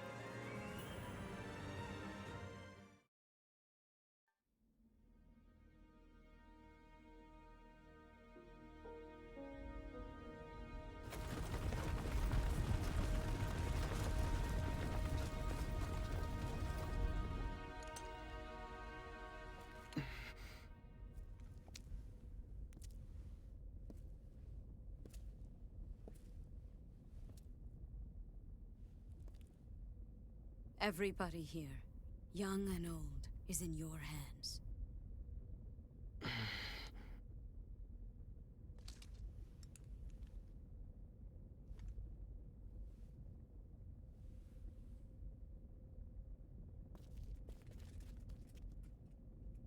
No, I will not allow another Red Canyon tragedy to happen here.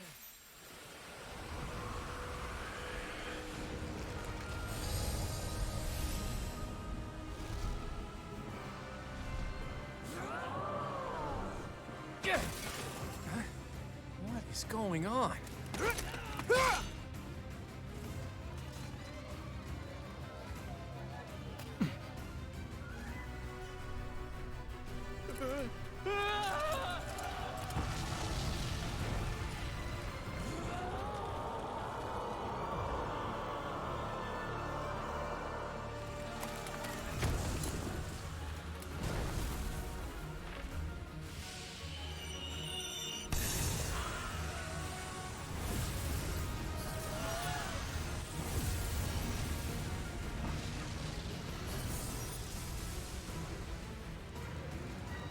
What now?